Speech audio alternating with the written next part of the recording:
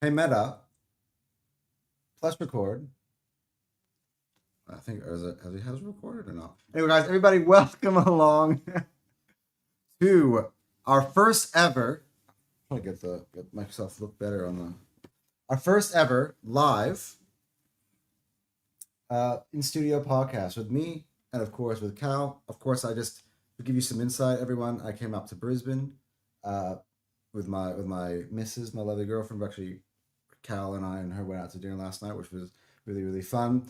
Um, but yeah, so we're here. We have the chance to actually record a live in studio podcast for everybody, and it is an absolute pleasure for the first time ever. I mean, actually, we recorded a pre one yesterday, but Yeah. for the first time ever on a live podcast, me and Cal in the same place together, buddy. How's it going?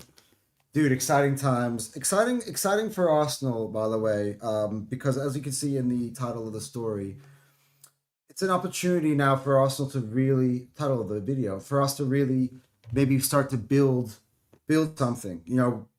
We've won the title, we've won the league, we've gotten that in the bag, and being the champions comes with a certain cachet in the transfer market.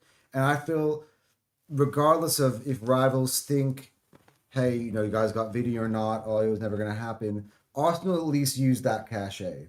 And I think after the Vinny disappointment kind of went away last night, or yesterday morning, I guess for those in England, Arsenal dropped the announcement of Bruno G. And actually, me and Cal were there together at the exact same time when it happened. What were your reactions to it? Like, it's official now. Bruno G is an Arsenal player. The interviews, we've watched all the interviews. You've seen the intro. How you feeling, Cal? And by the way, you're happy to Yeah. kind of Yeah. It's a really, and also, there's a lot. it's a Meeting loaded question. Anton, Just talk. meeting Anton for the first time because we've just been talking pretty much Arsenal online for the entire time. Him coming up to Brizzy, was pretty cool just to hang out for a bit. And uh, just going live in the flesh is also pretty cool. And in terms of Bruno and all that stuff, everyone was a bit, just the Bruno announcement got delayed like a couple of times, which was quite annoying to a lot of the fans. But for me personally, I didn't really mind it. Once I heard that he's like showing up to training and stuff, I didn't really mind. But the reveal video and everything with that is elite. I think the Arsenal media team is pretty much almost like I want to say the best in the world. Just in terms of their presentation, everything about it was amazing. I've watched it like 3 or 4 times. It's such an awesome reveal video. And I also watched the interviews as well. And I like the guy. I like Bruno. He seems like a really really cool guy, down to earth, and the best part about Bruno is not only what he's adding to the team, is the fact that we don't have to play against him anymore in the league, dude. We all saw the messages that apparently Declan Rice texted him and say, "Hey, we're friends now. We don't need to fight," which is pretty awesome. And as you can tell from the thumbnail, that we now, in my opinion, have pretty much the best double pivot in the league and arguably in the world. I can't think of a better double pivot, really. Maybe PSG. Um, Can I tell you? mm, I heard Terry say. I know we're jumping right into the yeah, opinions pieces here. yeah, I heard Terry say last night, "Oh, maybe PSG has got a better, maybe technically, mm, but if you look at physically, put them all together on a football pitch, yeah, Vitinha and Neves are tiny. yeah, Like Rice and Bruno, not only do they possess the technical qualities and the ability and all the abilities we can speak of for days, they're bigger, they're stronger, they can actually outmuscle those players. yeah. I think the matchup depends on the ref, because unfortunately for us in that Champions League final, that ref didn't want any physicality, especially in that second half. That really didn't help us at all. But you get a different referee that is a bit more okay with our players getting more physical. I think we have the potential to dominate them. And Bruno isn't just this physical dude. He's not like just running into players. And when you look at his stats, his his numbers, his progressive passing, and it's progressive passing, his chance creation, it's amazing as well. he becomes one of the best creators in the team.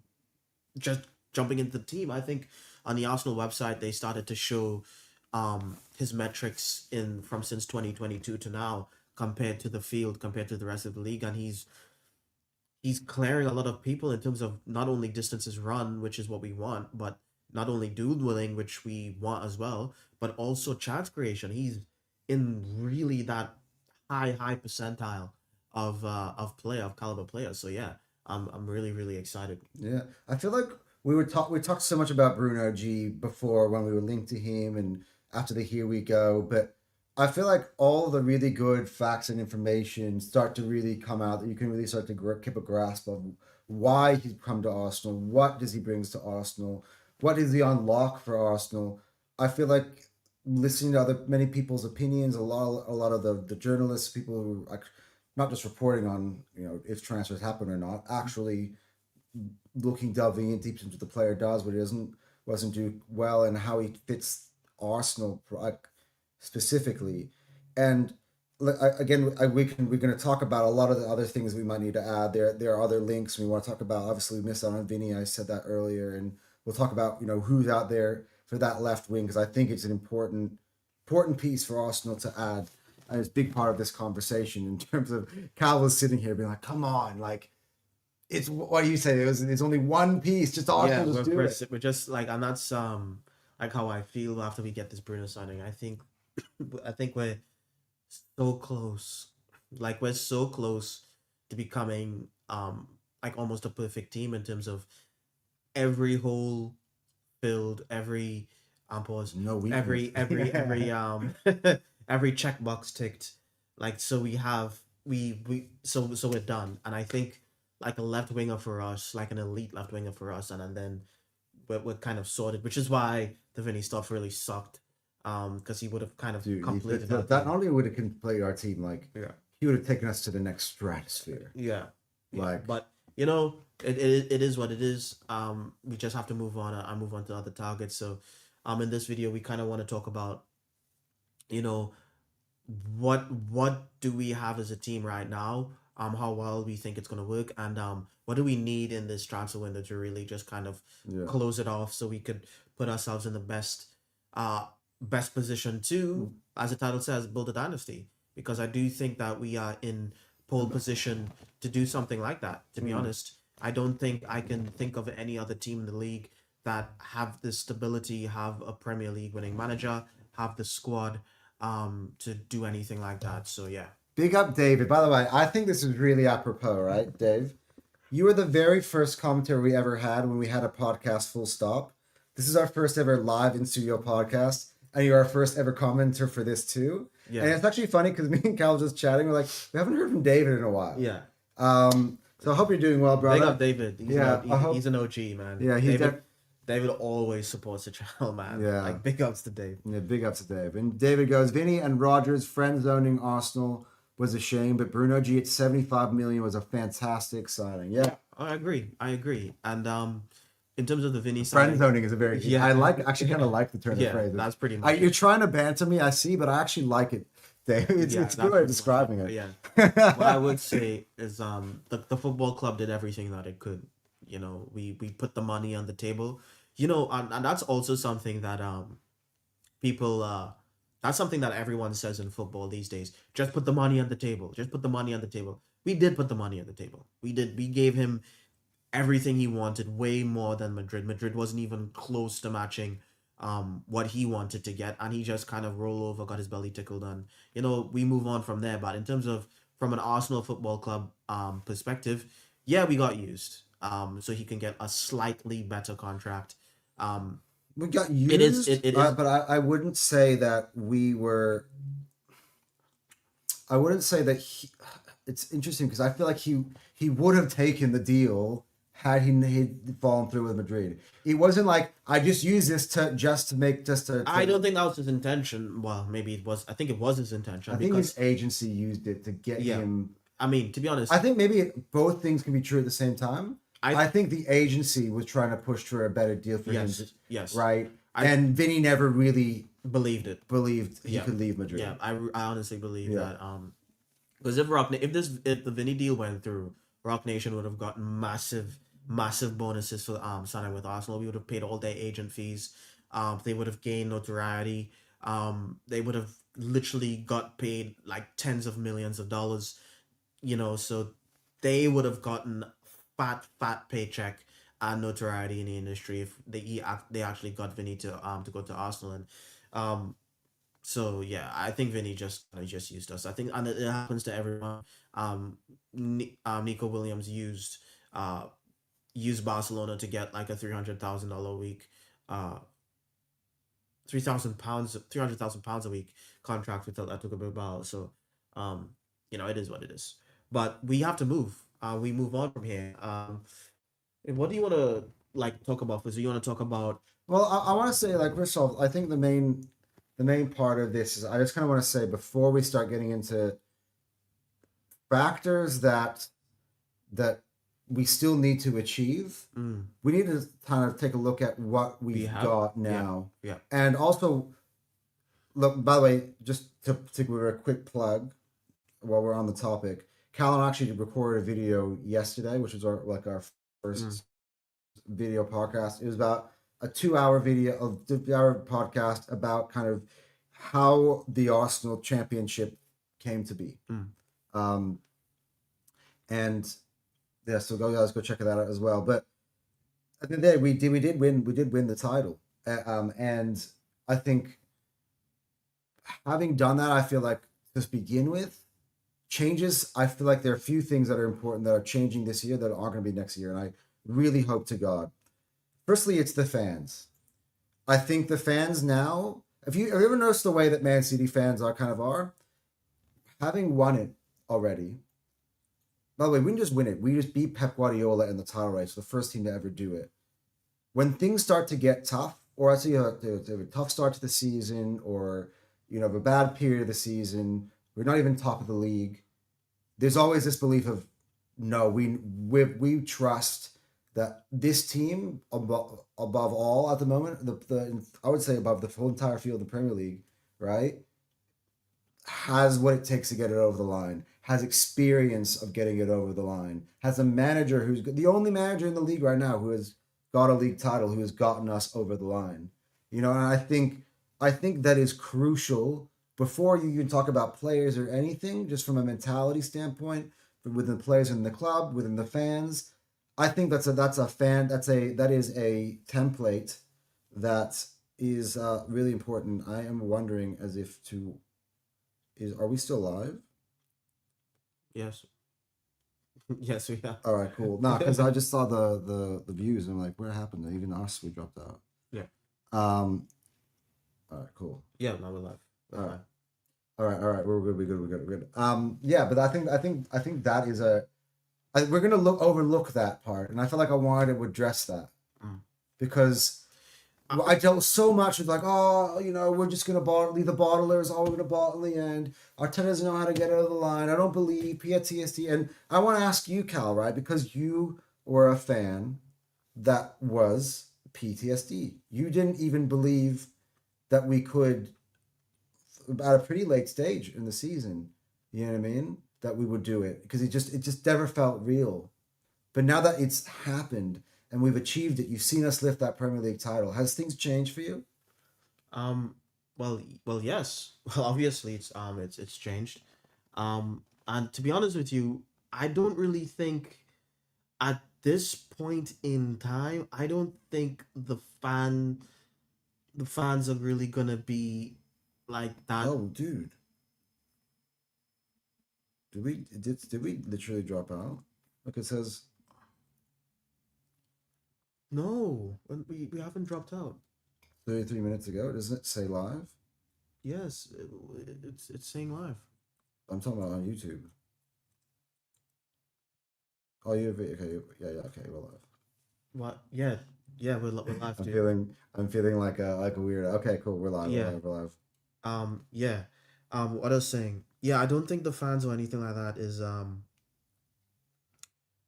I don't think that's really gonna be that much affected. I think the camaraderie and everything that we got to once we won the league, uh, kind of solved that problem. it completely solved that problem. So so yeah, I'm more concerned with the football in terms of what what do we need to do, like how are we gonna play, what we gonna need to do in order to kind of maintain our levels.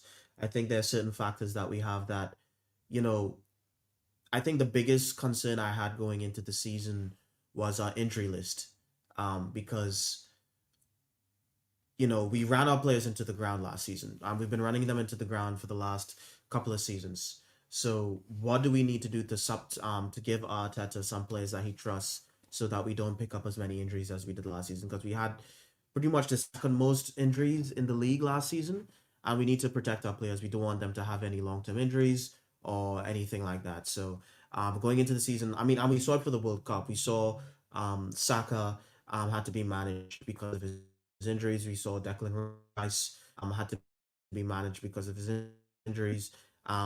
We saw, Salah has still dealing with his back injury. Gabriel Magalhaes didn't look 100%. So going into the season, it was always going to be. It wasn't about the quality of the first team as much as it was making sure that we have enough squad depth to challenge on all fronts again. We just need to challenge again, refresh the squad, and make sure that the players are motivated enough to, challenge again. And to be honest with you, being motivated isn't really something that I'm worried about in terms of the players. I think that's something that a lot of people say, but me personally, I don't really think that we're gonna have any if motivation. It's changed from if the fans are still motivated, then And we why would have the players be any different? The yeah, players are even way more yeah, involved on the day to day. They're training. yeah. Their bodies are there. You know what I mean? It's like it's their job. Yeah, I don't think we're at the point where we're not motivated. I think it's and I think because we still that Champions League still escaped us, and that's Yeah, gonna be it motivating. could be actually a blessing in disguise in the end. Yeah, a little bit, and I think I don't think but we level up in the transfer window yeah, if we win that game because we're already are the best team in Europe. yeah. Why do we need? We won the Champions League and the Premier League. Why do we need to do anything? I don't know. I I mean, like PSG, we bought a couple kids. Have they really added somebody to that? Like even by the way, mean, they got no Akliou. She's basically the only real signing they brought in so to be far. honest, the difference with PSG is that And Ferran Torres. PSG have just won back to back, Right. so they don't need. They've already completed But that team. they are We haven't. completing a different level. I was Yeah. going to say Dynasty Yeah, isn't just buying ready to win players Yeah. now. There's so many different layers to it. Yeah. There's also the young players coming up. Do you have when these players currently get older? Do you have guys coming in ready to push them at the back end? And I think what's really important, why we use the word dynasty for me, is I think about players that we've coming. You're a big fan of Miles Lewis Skelly. There's Max Dowman who's coming through. Ethan Wanieri. I mean, we'll see. We'll see what his future lies. He's being linked right now with Leipzig, but there's a buyback clause potentially if we were to, in that deal, which I think is, by the way, stuff that we should actually do more of. Then you've got in the twins, the Ecuadorian twins. I keep forgetting their names, but we bought them last January. Yep. I mean, the problem is we're trying to get like a Jeremy Monga, who I think would have been a perfect complement to Dowman on the left side, and that deal kind of fell. So your through. definition of dynasty is like not only It's not just it's you have to make sure that it's sustainable. Yeah. That it's a constant cycle through Yeah. of in and out. These players that are the star players now you're building a team around now aren't necessarily going to be the star players of your future ones. Yeah. Even in Pep's team, right? The team that Pep Guardiola took over, right, had your Sergio Aguero's, your David Silva's, who was there at the time, Fernandinho, like those players, right?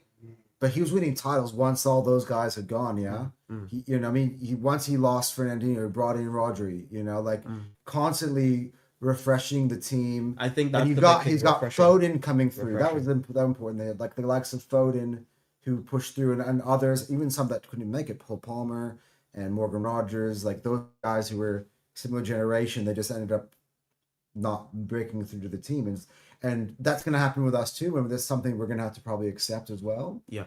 But to be honest, as long as you're constantly creating those types of players, more important than even the youth. It's just making sure that the squad is fresh. And the Bruno G signing for me personally is the most one of the one like that's a dynasty signing, because that's we're not we're not rolling the dice on winning this next title signing. Yeah, David will like this. Yeah, This is a Manchester United under Sir Alex yeah, Ferguson's type yeah, of move. yeah. This is a where we have enough bodies in the midfield, but we're gonna add even more quality in that midfield. Yeah. I personally think, um, I personally think Arteta saw that Champions League final. He saw that 24% possession, and he said, "We Arteta's a midfielder himself. He values the midfield a lot, and he said we didn't dominate, and we're gonna go and try and dominate. And I think that's what Bruno's gonna help us do on and off the ball, which is extremely important.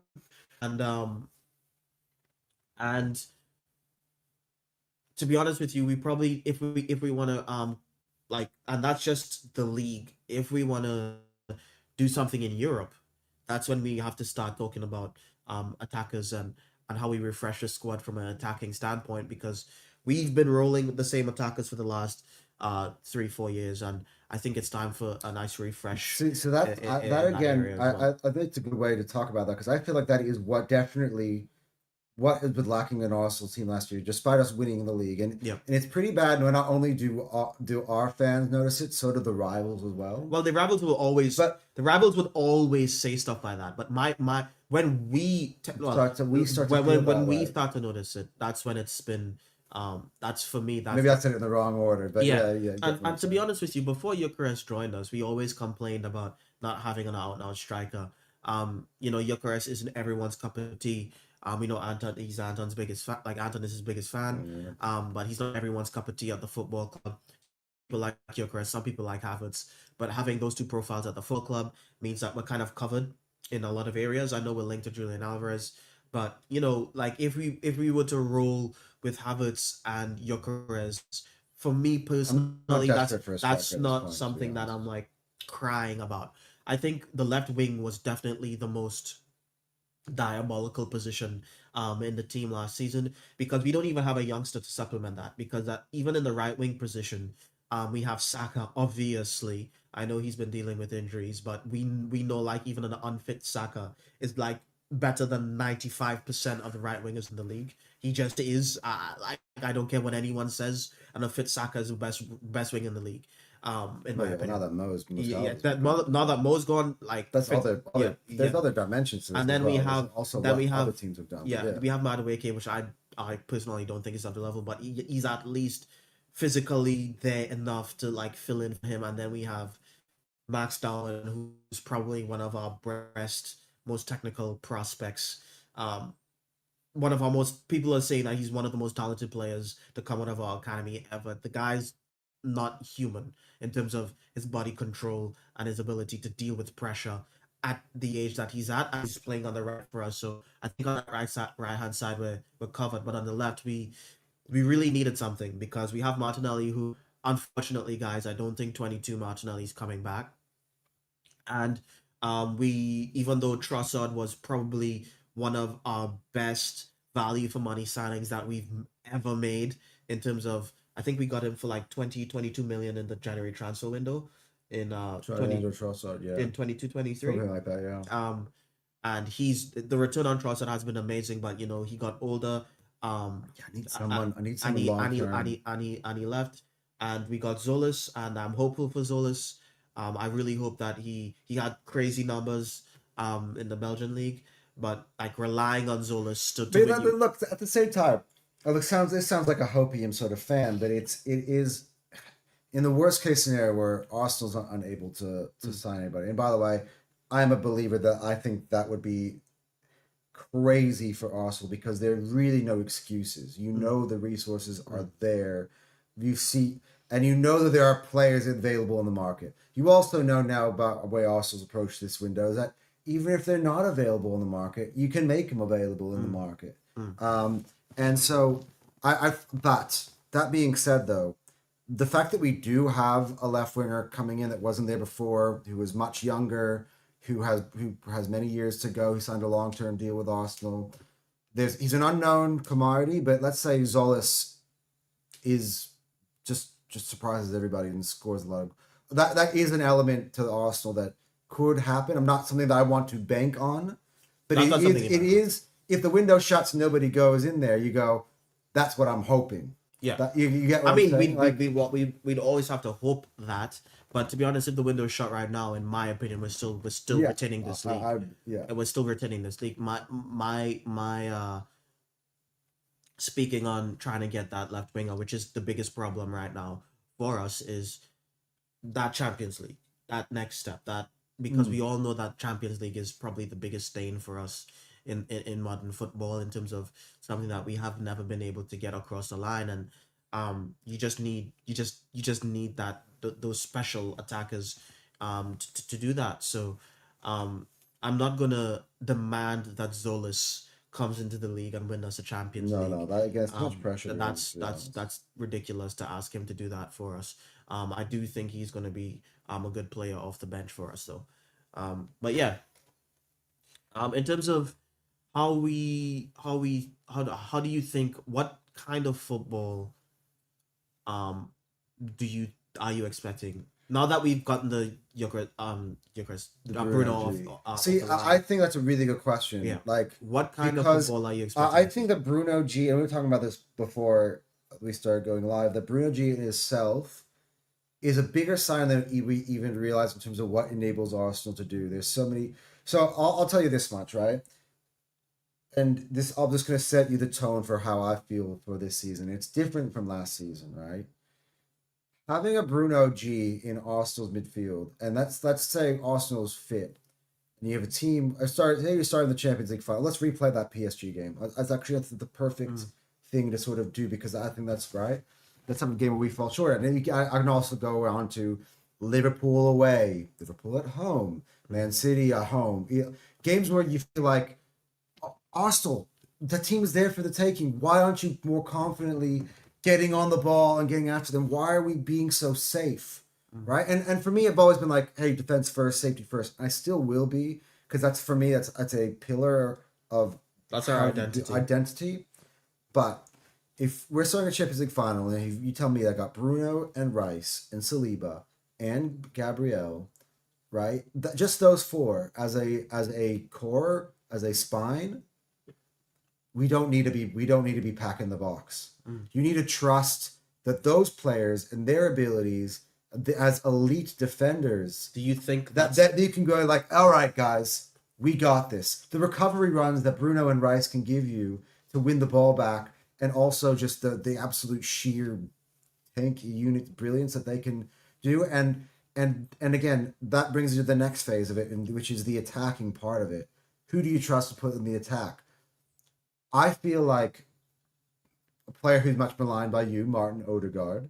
There is zero excuses now when you have players of the capability of Bruno Guimaraes and Declan Rice for him to try to pick the ball up and play backwards or side to side and play scared. Because what are you scared of? Would be my question. I know that, but what? And I feel like I'm not. Let me on my point though. Then I switched to Eze, and I know I've seen what Eze can do, or he did at Crystal Palace.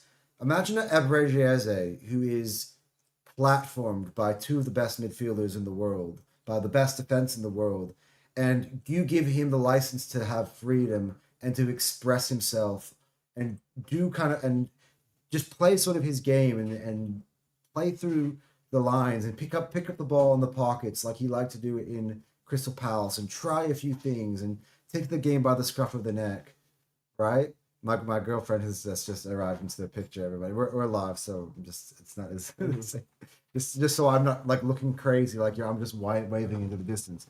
But I feel like even Saka. You saw Saka in that last game of the World Cup, and I'm like, I want to see more of that sort of performance. He's playing with freedom. And then the Bruno who can play the ball in the areas. One thing that Arsenal never fucking did, and I talked about it a million times, which is play the ball to the middle, the center of the park. Play it like we kept forcing it out wide, because we didn't trust.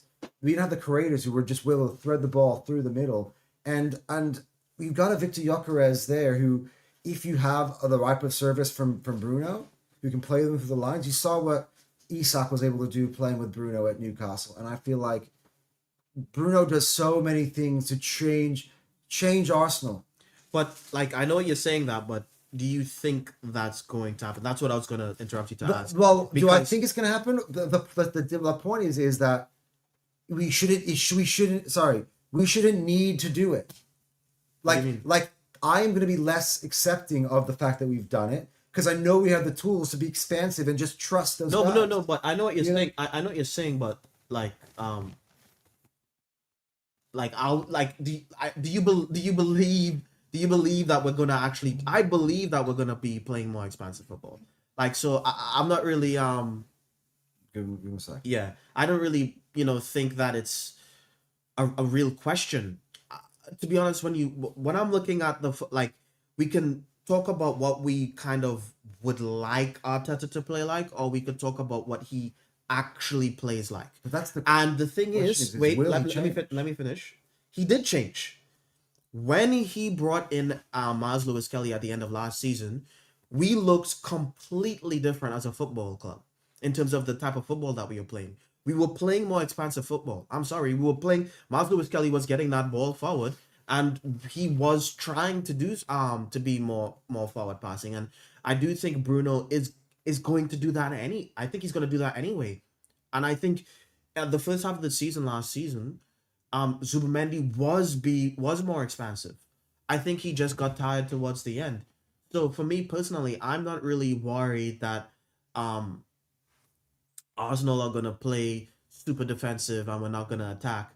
I do think we're gonna attack. I do think that we're gonna play more expansive football, and I do think that we're gonna dominate way more. You don't buy a player like Bruno G to sit behind the ball. Like, he's not. That's not.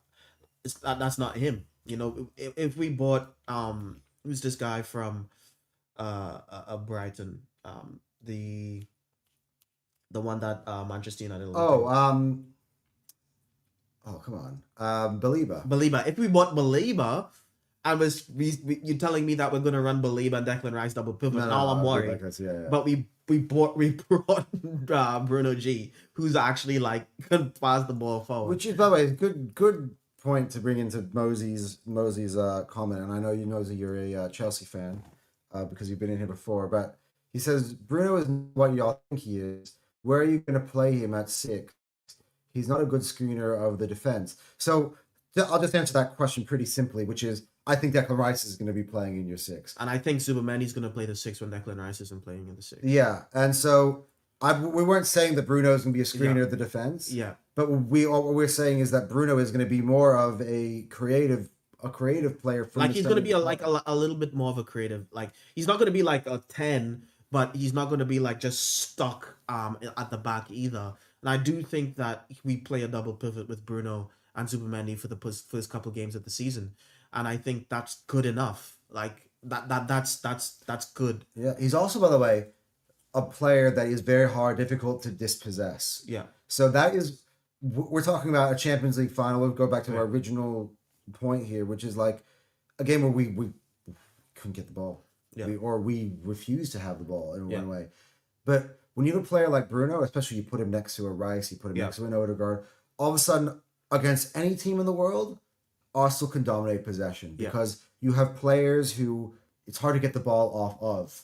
Yeah. Right? It may be easy somewhat to get the ball off of Rice because he's not a very nifty, close dribbler, but Bruno is. Yeah. Right? And like, you look at the stats, we're looking at them before. No one has been fouled more at times than anybody in the Premier League over the last 4 years. 4 years than Bruno. Why? Because when players get frustrated with the fact that I just can't take the ball off this guy, we're just gonna resort to fouling. Yeah. And that is exactly why that happens. Yeah. So that adds an extra element to Arsenal where we can just keep the ball. And I think that's very crucial. Yeah, and a duel winning means we're gonna get the ball back even more anyway. So yeah. Yeah, fair enough. Him playing in that Xhaka role for you would be class. Exactly. Yeah, and I think that's exactly very, very. That's spot on. Yeah, that's 100% what. Can you imagine? From that title winning year, it was Partey and Xhaka. Yeah. And now we've gone up. We've upgraded on both of those players. Yeah. So I think you're 100% right, Mosey. That's what he's going to be there for. I think it'd be an absolute complete waste of his talents to stick him as a lone six and keep him back there shielding the back four. I think that would be that'd be insane. That'd be crazy to do that to Bruno. He's way too good on the ball to chuck him at the back as a six. As a lone six. I think he will be a pivot for us. So yeah. Yeah, And yeah. and he's transformative. And I think the only problem is right now for us, obviously Saliba has that injury that we just have to deal with. I don't even want to talk Yeah. about the news surrounding that right Yeah. at the moment. It's just absolutely nuts. Like, Yeah. Yeah. I but mean, yeah, what are they saying that he's out for the Romero, I don't know. Like, Romero stuff? But he'll be out for a couple months at least. And we need to get at least one reinforcement in defense to help cover. And I don't care if that's a cheap option or not. I think Gabriel, to be honest, for me, Gabriel is the more mature of the two. And Gabriel, the thing is, I feel like of the two players, because of Gabriel's age and maturity, well, I do think Saliba has more potential. I think Saliba is better on the ball than Gabriel. I think Gabriel is more of a general. I think Gabriel is someone who gives the back four instructions, and I think if you pairing someone up with Gabriel makes our defense better, whether that be Mascara or whoever it is we get in someone. So I don't think the defense is something that I'm too worried about. I think we get in a player on the cheap or whoever it is, and I think we will be fine. yeah. Um, I think the biggest hole and the biggest problem right now is that left wing. Yeah. By That the way, just looking at some of we're a good way to bring into the left wing. I want to talk about that now because I'm starting to see some. And again, none of these have been bombs by big, you know, um, tier one journalists or anything like that. Of course, so I want to start by saying, especially we've got Mosey in here, who's a Chelsea fan. He's like, "Oh, you guys are gonna get gassed again about another left winger." Yeah. I'm just going to start with a disclaimer here that neither Cal or I are banking on any of these names Yeah. joining Arsenal because we haven't really gotten a super reliable source Yeah. that is telling us that this is what's going to happen. Not only that, but I'm extremely reluctant to get gassed up for any more players. I think Yeah. we've all suffered enough from the Vinny situation, so we've really we've really had enough. I've had enough. So yeah. Yeah. Oh, I'll start with Bradley Barcola. I know you Yeah. have your guy, but I'm actually seeing this report and I'm actually curious to see because it does align with a lot of information that I would have had, and I imagine this is actually to be realistic. What's going This on? is from Talking Highbury. I actually like Talking Highbury a lot. I don't know. I keep coming on my live. They're a good aggregator. He's saying Arsenal have been approached by Bradley Barcola's representatives to gauge the club's stance on the PSG winger. So the Gunner, no, the second part, by the way, is very important. Is the Gunners have made clear they won't approach PSG at their current valuation. Arsenal value Barcola at around 90-95. So this goes back to the information I've shared on this program before that I know from my good friend Benjamin. And maybe I'll actually check in now that I've seen this report, and I'll actually want to ask that. That's a full on. They've apparently come down, but I believe that because the player at the beginning wanted to join Arsenal. I think he was sold on the Arsenal project a little bit, and he of his Premier League sides, I think Arsenal was his preferred destination. Arsenal never moved on Bradley Barcola. Arsenal firstly told him, "Hey, Morgan Rogers, if we don't get Morgan Rogers, we'll go to you." Then the Vinicius Jr. thing drops, and I feel like, and that's when I was actually told by Benjamin, he's like, "Hey, I'm sorry, bro, but like his entourage is really feeling like his best chance at a PSG right now is Liverpool." My question is, with Liverpool still failing to meet PSG's target in terms of what their valuation is, but Arsenal also aren't going to fit that either. Yeah. I could still imagine though, now that probably they're questioning while we're questioning, which is like that left wing vacancy is still out there. Vinny is staying at Real Madrid. Rogers has found his way to Chelsea. You guys interested in our client still? Yeah. Is there a possibility? My question for you is like, how long does Barcola have on his contract? Good question. Because like PSG can just keep him for a year if he has on his contract, they can just keep him. and then roll the dice moving forward. I do think PSG are being completely ridiculous. I think it's PSG's problem more than Liverpool's Yeah, problem, by the PSG 150 million euro evaluation for Barcola is absolutely insane. No one's gonna pay that, and if they don't back down, um, they they're probably gonna keep him, to be honest, because I don't think there's a world where Arsenal come close to that for him. We walked away from Rodgers because of the price. We're gonna walk away from like Arsenal will walk away from these deals. So and that's a worry for me personally, because I would rather overspend on someone, what, like, because it's just one position, Mm. because it's just the most obvious hole in the squad. I would much rather just, bite the bullet, overspend on, let's say, a Barcola, a Yildiz, probably one of those June two. 2028. So he's got 2 years left, and less Yeah. than 2 years left in his deal. Yeah, one of those two, than to roll into the season with Martinelli and Gonzalez. That if the ambition for the football club is to go out there and win a Champions League. Yeah. Let's see some of these comments, because actually Mosey has mentioned this topic, because first off, but Gabriel not the same without Saliba. He's good, but Saliba is the best. Yeah, you're Look, right. I think that Yeah. I think that's. I mean, Yeah. I would be absolutely lying if I told you otherwise. Yeah. As an even for Brazil, I felt like Gabriel didn't have as good of a tournament as I thought he might. Playing next to a Marquinhos, who, by the way, multiple time Champions League winner. It's not like he's a scrub. Yeah. But I do agree. I think the Saliba is absolutely class, and I've put anybody next to Saliba. It's actually a really good test, because for France, Saliba playing at center back, playing next to Upamecano. I mean, Upamecano hasn't had really good seasons the last couple of these seasons. All of a sudden, next to Saliba, he's looking great. Yeah. So I think you do actually have a point here. Yeah. When you say that. Okay, this is a good one, and this is a good topic as well to discuss. I don't believe this player wants this team, etc. news. If Arsenal came up with an offer for Barcola, they're gonna get him. Same way Chelsea got Rodgers. I think you are 100 million% correct. That is true. That is true 99.99% of the times. Like I said before, the Vinicius Junior situation was a bit different. We did put the money up. It's just that he, rolled over and wanted Madrid. That's just the way it is. But for pretty much anyone else who's actually kind of trying to force their way out the football club, you put your money up, you get the player. Chelsea put the money up for Rodgers, they got Rodgers, and that's all she wrote. If we want Barcola, if we put the money up, we get the player. That's all she wrote. I think that's where we're at with Barcola in this. So I'd say a lot of their situations aren't always the same. It's not always like very black and white. So, for instance, I'll give an example. Bruno G, which one we just seen, right? They wanted 100, they wanted 90, they wanted 85, they wanted 80. What did Arsenal actually pay? 75. Yeah. Right? Because the player priority. So this is where there are two parts to this sentence. That second part, I agree with. Yeah. The first part of I don't believe in this player wants that team.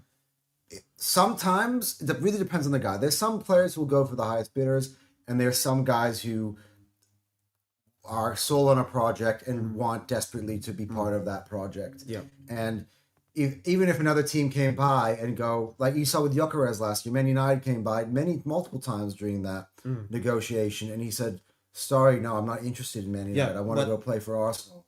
Like that doesn't work for PSG though. No, it doesn't. Because they're not bottom feeder. So there are two parts to this. Yeah. In the Barcola situation, Mosey's probably right. Yeah. But I don't want to make this as a blanket statement for all situations, because I actually think that there are some, and we've seen many examples, especially with our club in recent seasons, where the player wants this team does work. Yeah. You get what I'm saying? That works when... But there's no competitor, and you really ward off all the competition. Not only that works against these mid-table clubs, okay? Yeah. These clubs with no pull, that need money and all that stuff, players throwing tantrums actually works. That's not going to work on PSG. Right. Barcola literally said, I want Liverpool. PSG literally just said, give us 150. I don't care. Yeah. Like, it didn't drop the price and I agree at all. And I agree with you on this situation. Yeah. So, it doesn't work with them, unfortunately. Yeah. And look, so this is what works. If we're talking about Barcola, we'll move on to some of the other targets as well. Yeah. I actually do want to talk about while we're still on Barcola, what if we were to buy him? Yeah, how would he how would he fit Yeah. into Arsenal, right? Yeah. But what I would say in this situation is, I think this is a very good, very much Morgan Rogers Yeah. So Liverpool right now are trying to bring the price down, right? They bid now 98 on and PSG like want 120, 140 or whatever, right? Like 98 is like, think about it, 22 million. That's huge gap, massive, right? And so if a club came in now and be like, you know what, fuck it, I want to have Bradley Barcola. Let's just pay what they want. Yeah. Liverpool get hijacked. Yeah. Right? And that for me, and me and Cal were talking about this as well.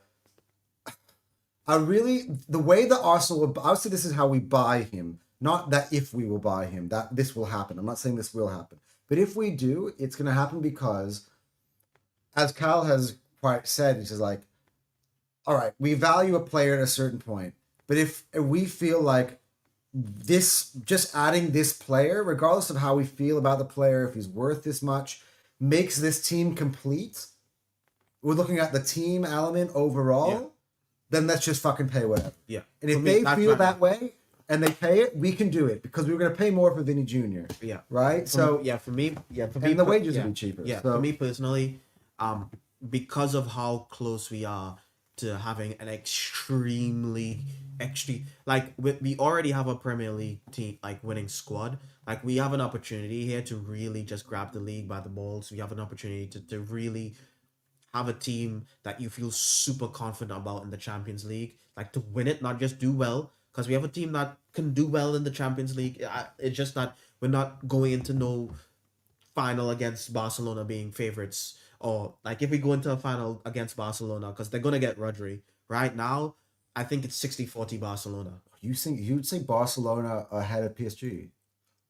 With Rodri, yes. So that is an interesting take. I feel like I think Rodri makes Barcelona the best team in the world. Like you don't know, like Rodri. Wait, with the starting lineup that includes Anthony Gordon or actually it's Rafinha. Anthony Gordon is their backup. Yeah. Yeah, it's true. Yeah. The midfield, Dani Olmo, Pedri, and Rodri. Are you out of your mind? Are you crazy? Yeah, but the striker is no longer Robert Lewandowski, right? Because he left to go to MLS or something, right? It doesn't matter who the striker is. Yeah. I think they'll just have the best team, and at least them and PSG are definitely going to be number 1 and number 2. As currently constructed, I would say we're in that mix somewhere. We'd be like number 3, but a little bit of a drop off than us because of our. I would have Madrid probably somewhere in around I think below us right now, because of the last couple seasons. Yeah. Again, because take that out of context. Everyone's going to take that out of context. If Madrid, this is because of Rodri. Madrid got Rodri, they actually like clear number 1 for me. But because Barcelona's getting Rodri, I think Barcelona becomes number 1. PSG, Bayern is in there as well, by the way. PSG number 2.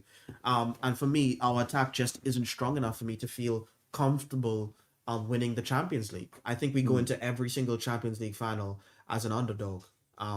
I think we're good enough to get to a final again. I think we were underdogs last time. I think you're right. You know what to think about it? Yeah. You know about earlier point back at the start about Vitinha and Neves and Bruno and Rice and I feel confident. Yeah. It's different if we playing Rodri and Pedri and Olmo. I'm not feeling the same. Because they got Rodri in that midfield. And not only that, but the attack is like Yamal and Rafinha, and we're trying to run Zolas. Yeah, right. You're right. I'm sorry. Sorry, guys. So this complaint isn't like a it's not a league complaint, because I think we've done enough to win the league. I'm talking about the Champions League. And in the Champions League, I'm sorry, we're running Gyökeres, Zolas, and Saka isn't winning no Champions League. No, it's just not. So back on the Barcola thing. One thing, this is an emotional take or I guess say from a player's mindset thing. I'm thinking about a Barcola, and from what I know about Barcola, the story that I know from the people who know him, is he is very, very motivated. The reason why he wants to get out of PSG is because he feels like he's been underutilized, and also undervalued. More specifically by Luis Enrique. And I'm going to be blunt. He and Luis Enrique do not have a good relationship right now. I know that for a fact. Absolute fact. If you ask any journalist or anything, they would all tell you the same. That is a broken relationship at the moment. If Barcola were to come out of PSG and join an Arsenal, he would have a chip on his shoulder, a bit between his teeth, and a point to prove of, you guys didn't believe in me. You know, Kvaratskhelia might be the best left winger, and you know, you had me, you bought him over the top, but you didn't realize what you had. Yeah. And I'm gonna go join an Arsenal, and we'll play each other again in the final or whatever, and I'm gonna beat you. Yeah. And I'm just. And I think that's a dangerous thing. That's a mentality standpoint. In terms of what he brings on the pitch, I think Bruno G threw balls to him specifically, that creativity from the midfield. Like, he is going to be rapid enough to catch those.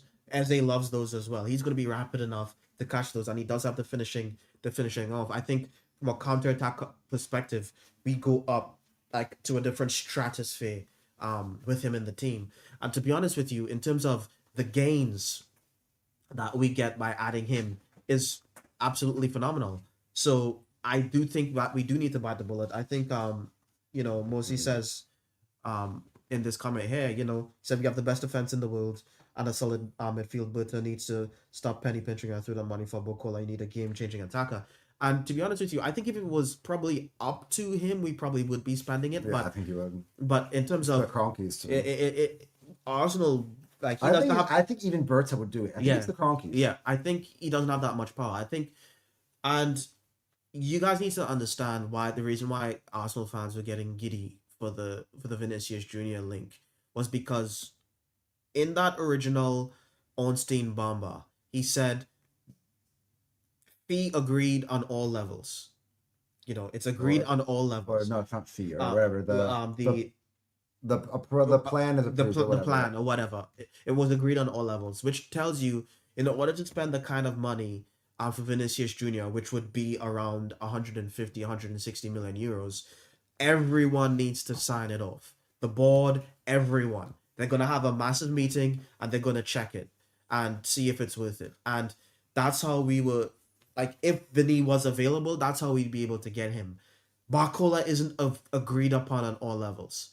So that 90 to 95 million pound like marker for Barcola, I don't think we're not gonna go above that like much. Like maybe there's a 10%, maybe if they can seal the deal with it, maybe. But he's not Vinicius Junior, and like Berta doesn't have the power to do it. I mean, if you think about it just practically from the other side, right? I feel like there's a price where it needs to go through the board. I feel like there's some level of player where Berta just has freedom. I want him, I get him. When you start to go into that high level echelon of player, if Andrea Berta buys, use this world, spend 140 million pounds to buy Barcola, and he absolutely flops, and the ownership never agreed to it, and they were like, we put our trust in you as our thing, you bought this player with our money and he absolutely sucked, you've wasted 140 million pounds. Oh yeah. Gone. He's gone. Like, and so you have to understand, like, that's the way that they view it. Like, I don't think he'd have the opportunity to do that. I don't think he'd have the. But you got me saying in the world where he would, that would be the, and it would be a lot of pressure on him. Yeah. And I think we're probably gonna wait. My personal opinion is that if you can't get a player like Barcola or you can't get a player like Yildiz, I think you just have to maybe trust the scouts and get someone that I don't know about, get someone fresh, a big young talent that I have no idea of, and do something with that. Nothing wrong. Like, those players come from somewhere. Yeah. Like PSG's steps. So this is what we remember. Like, we're thinking about the final finished product. But when PSG, by the way, blew up the Messi, Neymar, Mbappe experiment, what were the first signings that they started to bring in? Bradley Barcola. Who's this kid from Lyon? Desiree Doué came from, I forgot, like Rennes or something, right? And it's like, okay, they really like, right? but they saw something. Yeah. And now what we're talking about, Bradley, And they're still Denzel signing, Diaz. they're still signing like the best youth in the world. When they bought João Neves from Benfica, Yeah. right? Yeah. Like And they're still signing the best talent, young talent in the world, right? Vitinha from Wolves, like They he signed was thrown this in the summer. trash heap. Yeah. And they fucking bought him to start, and Yeah. he's become the best midfielder in the world. One of them. It's Yeah. like They signed Akliush this summer. They're about to sign Micah Gotts. Like they that's the model, and their model works. And I think we need to go out there and we need to sign some young talent. Some serious young talent. If we don't want to spend the big cash on make some big money signings in the attack. Because what we can't do, we can't just run back Martinelli. We can't just run back the same thing and hope for different results. And I'm sorry, like I know we're hopeful for Zolas, but we're hopeful for Zolas. We can't bank. We know Martinelli isn't going to change our lives in the Champions League final, and we can't bank on Zolas just working out. We need to have another piece in there that could surprise us. You know, someone maybe a fearless youth to go in there and surprise us, but we need something there. Yeah. Now let's move on to our second big target, and I know this is one that you're gonna be very excited to talk about, and I'm gonna try to do the celebration here. That's Kenan Yildiz, and that's his, and again, if anybody knows my opinions on Indy Kyla, I take him very, very lightly, but Cal's been saying, hey, look, if you look through his, and this is my theory on most ITKs, just like, just go look through all of the things they posted, think about what's happened, and see if they line up, right? And see the dates, or are they or are they picking it back off somebody else? And then you start to see, the validity in which they're reporting. Indy, I feel like, I think I still don't believe in him to this day, but he has gotten a lot of things right. I think it's, a lot of the extra, whatever the fluff that he puts in everywhere. Like when Junior's having breakfast to yeah, right. That just makes me like, I just don't take you seriously, bro. Yeah. Like Arsenal is scurrying back to HQ really quickly. Like I don't, dude. Like you don't have CCTV on our training ground, bro. But the link for Yildiz come up. There's also a few other people who piggyback off of the Yildiz link. I still don't know. And again, until I see an Ornstein bomb that goes, Arsenal are exploring a move for Kenan Yildiz, or I see a Fabrizio something where or even Ben Jacobs, you know what I mean, or the hand of Arsenal, any of those that I just named. Until I see any of them talking about it, I'm not going to believe it. But let's talk in a theory in terms of Kenan Yildiz, because I actually think, and I think Cal and I have both been fantasizing a little about we've been over the last couple of days since that link has come, in terms of he fits the bill in terms of what Arsenal need, and the price isn't as steep as Barcola, but it's still disgusting. I think the price was quoted at 120 million pounds, which is 20 million pounds less than Barcola. 120 million euros. No, pounds. It's still a disgusting price. What I do like about Yildiz is that I think he is a heads up player. I don't think he's like Garnacho. I really don't. I think you're really bringing Garnacho. I don't think Garnacho could go. You're elevating Garnacho. If you're saying that, to be honest. I don't think Garnacho could go to Juventus and be their best player. To be honest with you, I think when I watch Yildiz, because I wanted him in January and I started to watch Juventus games. What I do like about Yildiz is I think his footballing IQ is a lot higher than what we have on the left right now. We all know that Martinelli is a heads down and sprint player. I don't know what this guy Zolas is like, but when I look at Yildiz play, he scans he scans before he crosses. The bar's on the floor, people. He scans before he crosses. I think his dribbling ability is pretty good. Can you imagine? I think he can dribble. He can dribble in tight spaces, and he can shoot from outside the box.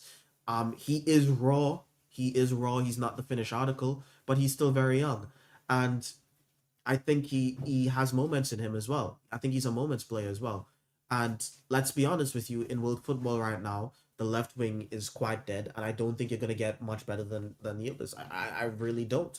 And if you can get like way better than Yildiz, it's some youth that I haven't heard of. It's some kid that is playing somewhere that no one knows, and that's where I say you go and get the Scots. But I do think Yildiz comes into Arsenal and he becomes the best player on the left for us, and I think he will help us to win more games. And I would be more comfortable with Yildiz on the left hand side in the Champions League final more than I am uh Martinelli, Yeah. or trying to shoehorn Madueke on the left, or whatever Yeah. we When have I at the think moment. about the Yildiz, I think about a different type of profile than the Barcola. I think they're Yeah. two different types of stuff. Yeah. I think Yildiz is more of what we were looking at with Morgan Rogers at Yeah. the beginning, which is why I actually think Arteta might like the idea. Mm. And it's because he's a player who can play multiple positions, where Barcola strictly likes to hug the left touchline, wing touch line, and he likes to he's a pace merchant. He likes to get himself in behind. Where Yildiz you can play him in the 10 at certain times. You can play him on the left. You can play like where else can he play? Could he play all right? No. I think he's just. But that's what Morgan Rogers was doing, Yeah. right? Yeah. And But more touchline than Rogers. yeah, and he can cut in. Yeah. He like whatever he was planning on doing with Morgan Rogers, you can kind of copy paste and get a maybe not a much of a Premier League ready version of it, Yeah. right? But one with huge upside and huge skill. I do think he has huge and upside. and the way he dribbles as well. I were watching some videos. He's very jinky. Yeah. He can move himself into spaces. He attacks. He's a bit. I'd say he's a bit unpredictable if Yeah. you're a defender. If you're a fullback and you're like, I don't know where this guy's going. Yeah. And that's dangerous. In fact, there's an element of Noni Madueke that sometimes has been a really shittier level, much shittier level, right? In terms of I don't know where this guy's going. Yeah. He Noni just goes Madueke, nowhere. yeah. But Yildiz has got somewhere to go, right? Yeah. And he's Yildiz is a little bit more intentional. Yildiz is Yeah. less of a I'm gonna dribble it out of bounds, or I'm gonna try and cross without looking up. I think Yildiz is a bit more patient. Yeah. I do think, and it's also the freshness that we need in the squad. To be honest, I think we really need to freshen up. But to be honest with you, if Juventus is demanding 120 million pounds and they won't budge from that number, I don't think we're gonna get him either.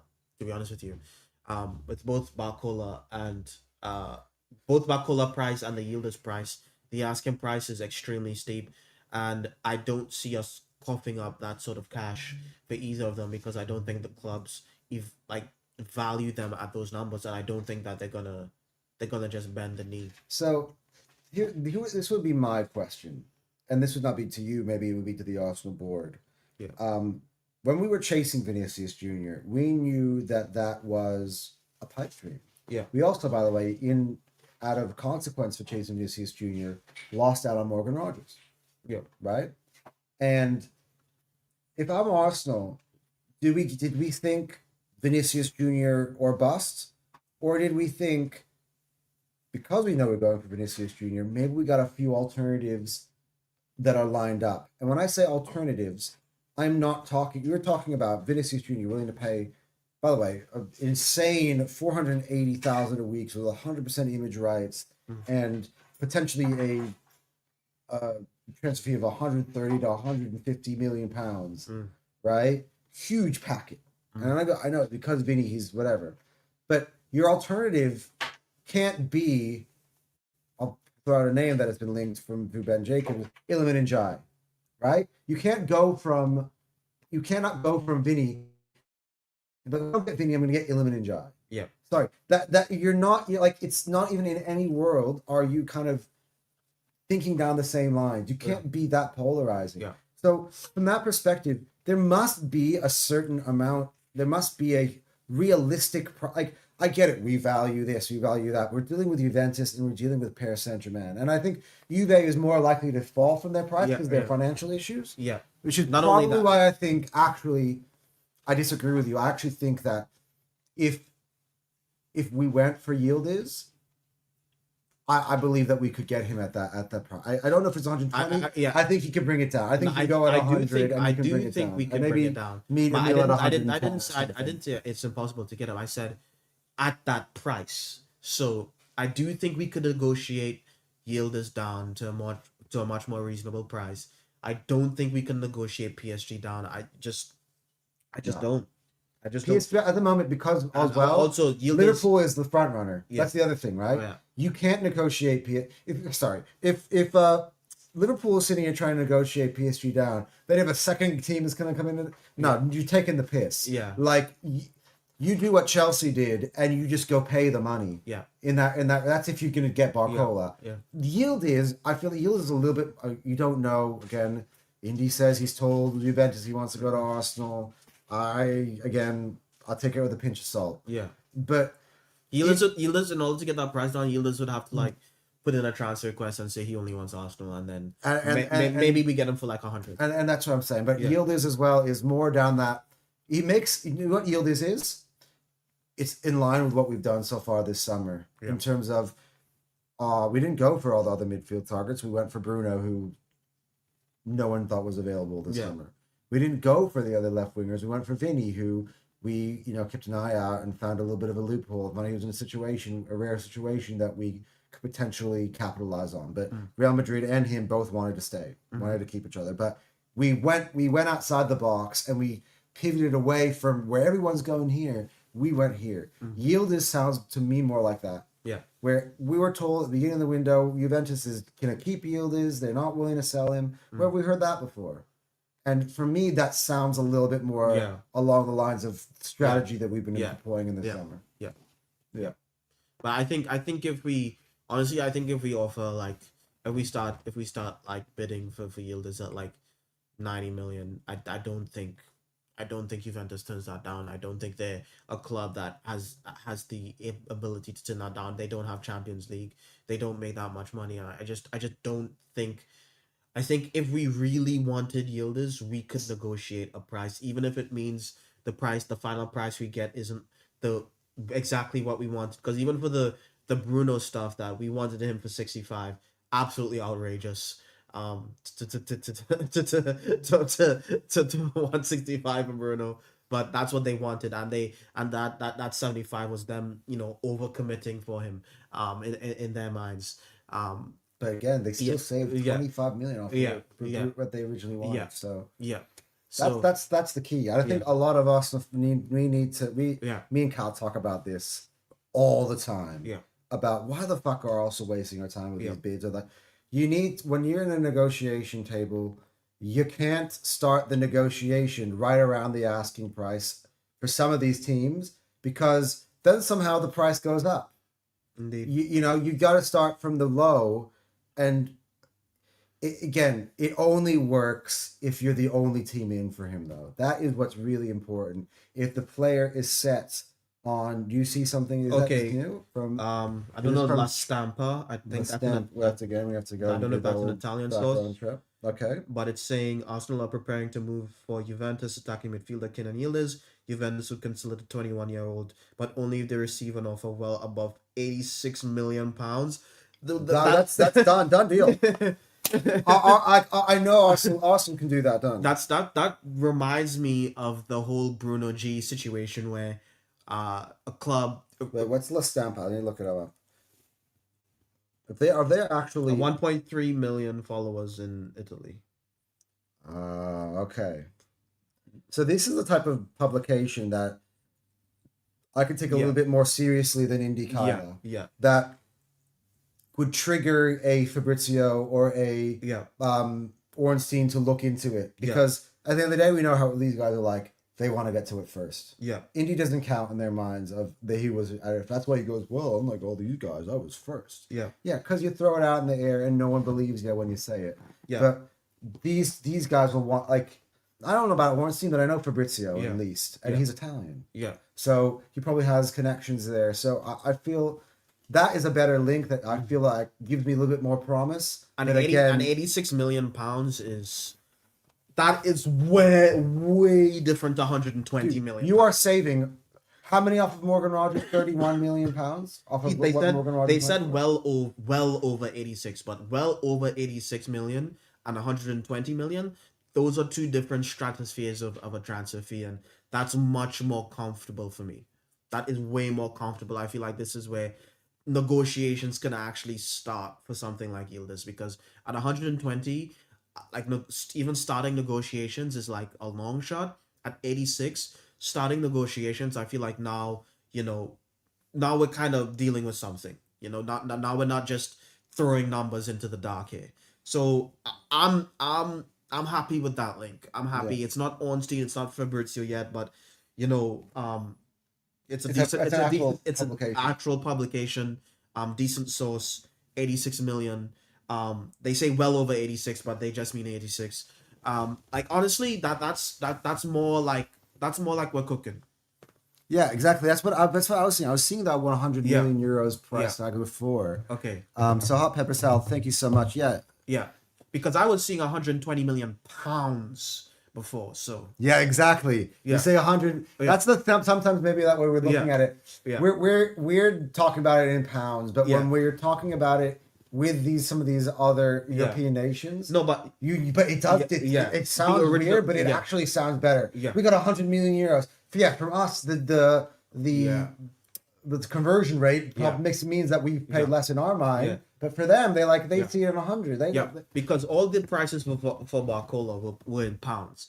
Like PSG won Oh 140. no, it was euros, 170 million euros, but And that goes they down want to they want 140 million pounds. Yeah. For Barcola, which is Yeah. absolutely disgusting money. And to be honest with you, I would love it if the club pulls this off. Okay, because honestly, the monkeys said after we won in that parade when we won the league, and they're talking about we saw Josh go up there and he says where we want to win the Champions League. We want to go to the next level. This isn't the final phase. We're not done. Getting Bruno G, you're fulfilling your promise. You know what I'm saying? Going out there and trying to get a Yildiz, that is fulfilling the promise for me.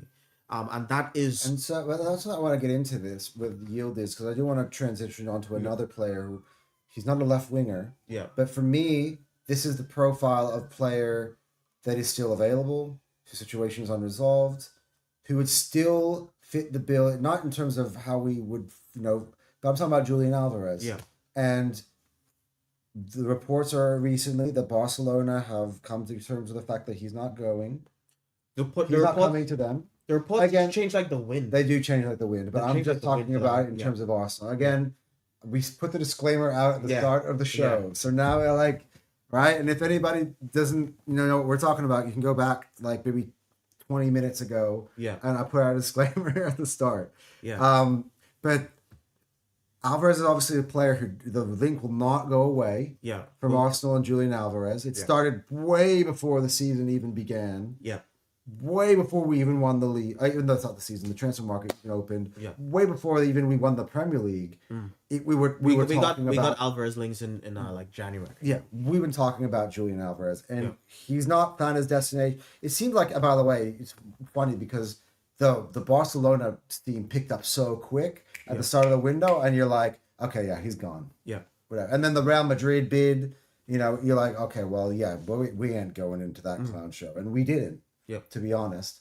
But now, if the rumors are true that Barcelona have kind of given up with the pursuit, if the rumors are true that he's told Atletico Madrid that I do not want to play for you again, I want to leave, according to the reports that we've got from this time from big journalists, where from the Hand of Arsenal have said this, Ben Jacobs has said this on a few shows as well, although he's also mentioned a certain swap deal I don't like as well in certain times.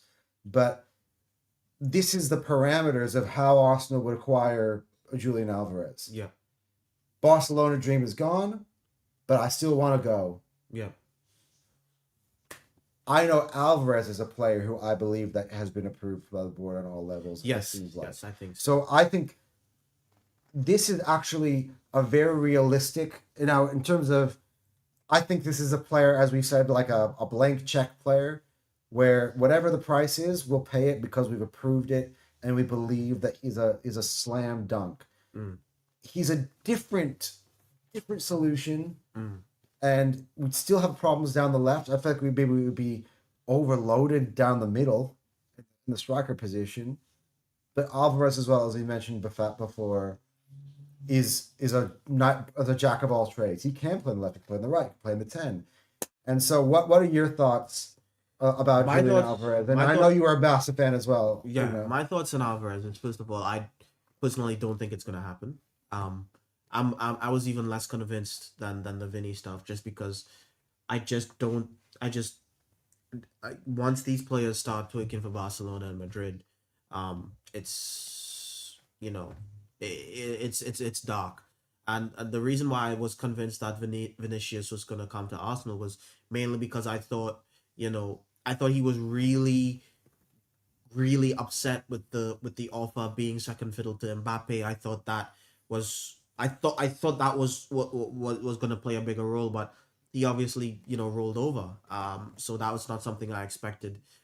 So but for Julian Alvarez, um, he wants Barcelona. Um, every single window I see Barcelona pretending that they don't have money, and they always do end up having the money. For me personally, so I don't believe that they don't have the money. I do believe that they do have the money for him, and I do believe that if Julian Alvarez kind of digs his heel in a little bit, Atletico Madrid probably gonna just crack. I think it. I think the. By the way, I think this deal completely depends on how stubborn Atletico really are on the Barcelona stance. Yeah. Because, for instance, I'm telling you right now, if Arsenal are under the impression that Barca are not a threat because they've been blacklisted for all intents and purposes, right, from Atletico Madrid, we're gonna back to our own shit again. We're gonna be like, okay, player really desperate to go. We're the only ones really seriously into him. Who, by the way, probably leading runners in terms of the project we can offer him. I'm not paying at the top of your price tag. We're bringing that baby down, right? Yeah. The thing is, as I wonder at that point, if the window starts to wind down and he's really kicking and screaming, and let's say we pissed them off a little bit like we're doing to Newcastle, and I guarantee you guys, I don't think. I'm no, but I'm saying if it happens, right? No. This is I the think scenario where he goes to Barca. I'm just actually painting where the scenario goes to Barca, right?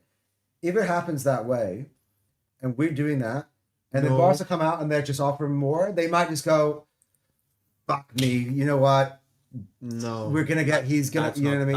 That's not how. You don't think? Okay. That's not closest scenario. What's gonna happen is it's either they break. It's either they crack and they start negotiating with Barcelona, or Julian Alvarez just holds on until deadline day, and then we negotiate everything on deadline day. Julian Alvarez will be a deadline day signing if he comes to Arsenal. I agree. And I don't think it's going to be any sort of back and forth where they've given up and then we're lowballing them and anything. I don't think anything like that. I feel like Arsenal doesn't want another saga. And I feel the best way to avoid it in this scenario, because it's a saga, if we start going in for it now, the best way to avoid it in this scenario is allow the saga with Barcelona to play out. Yeah. And if that plays out, and that starts to fall down, Barcelona starts negotiating with Atletico Madrid, it's over. I agree. If they're willing to sit on the table, but I think at the moment it's as long as the second that Atletico Madrid entertains any discussions with Barcelona, I think it's over because they have the money and they will come to a conclusion. If Atletico Madrid dig their heels in and refused any sort of discussions for him, then we can probably do something on deadline day. But the thing is, we all know clubs lie, they say things and they cave. Newcastle had their stances about all these players that they didn't want to sell. They ended up selling them anyway. Vinicius Jr. said he wanted to get Mbappe money, but he ended up folding anyway. Players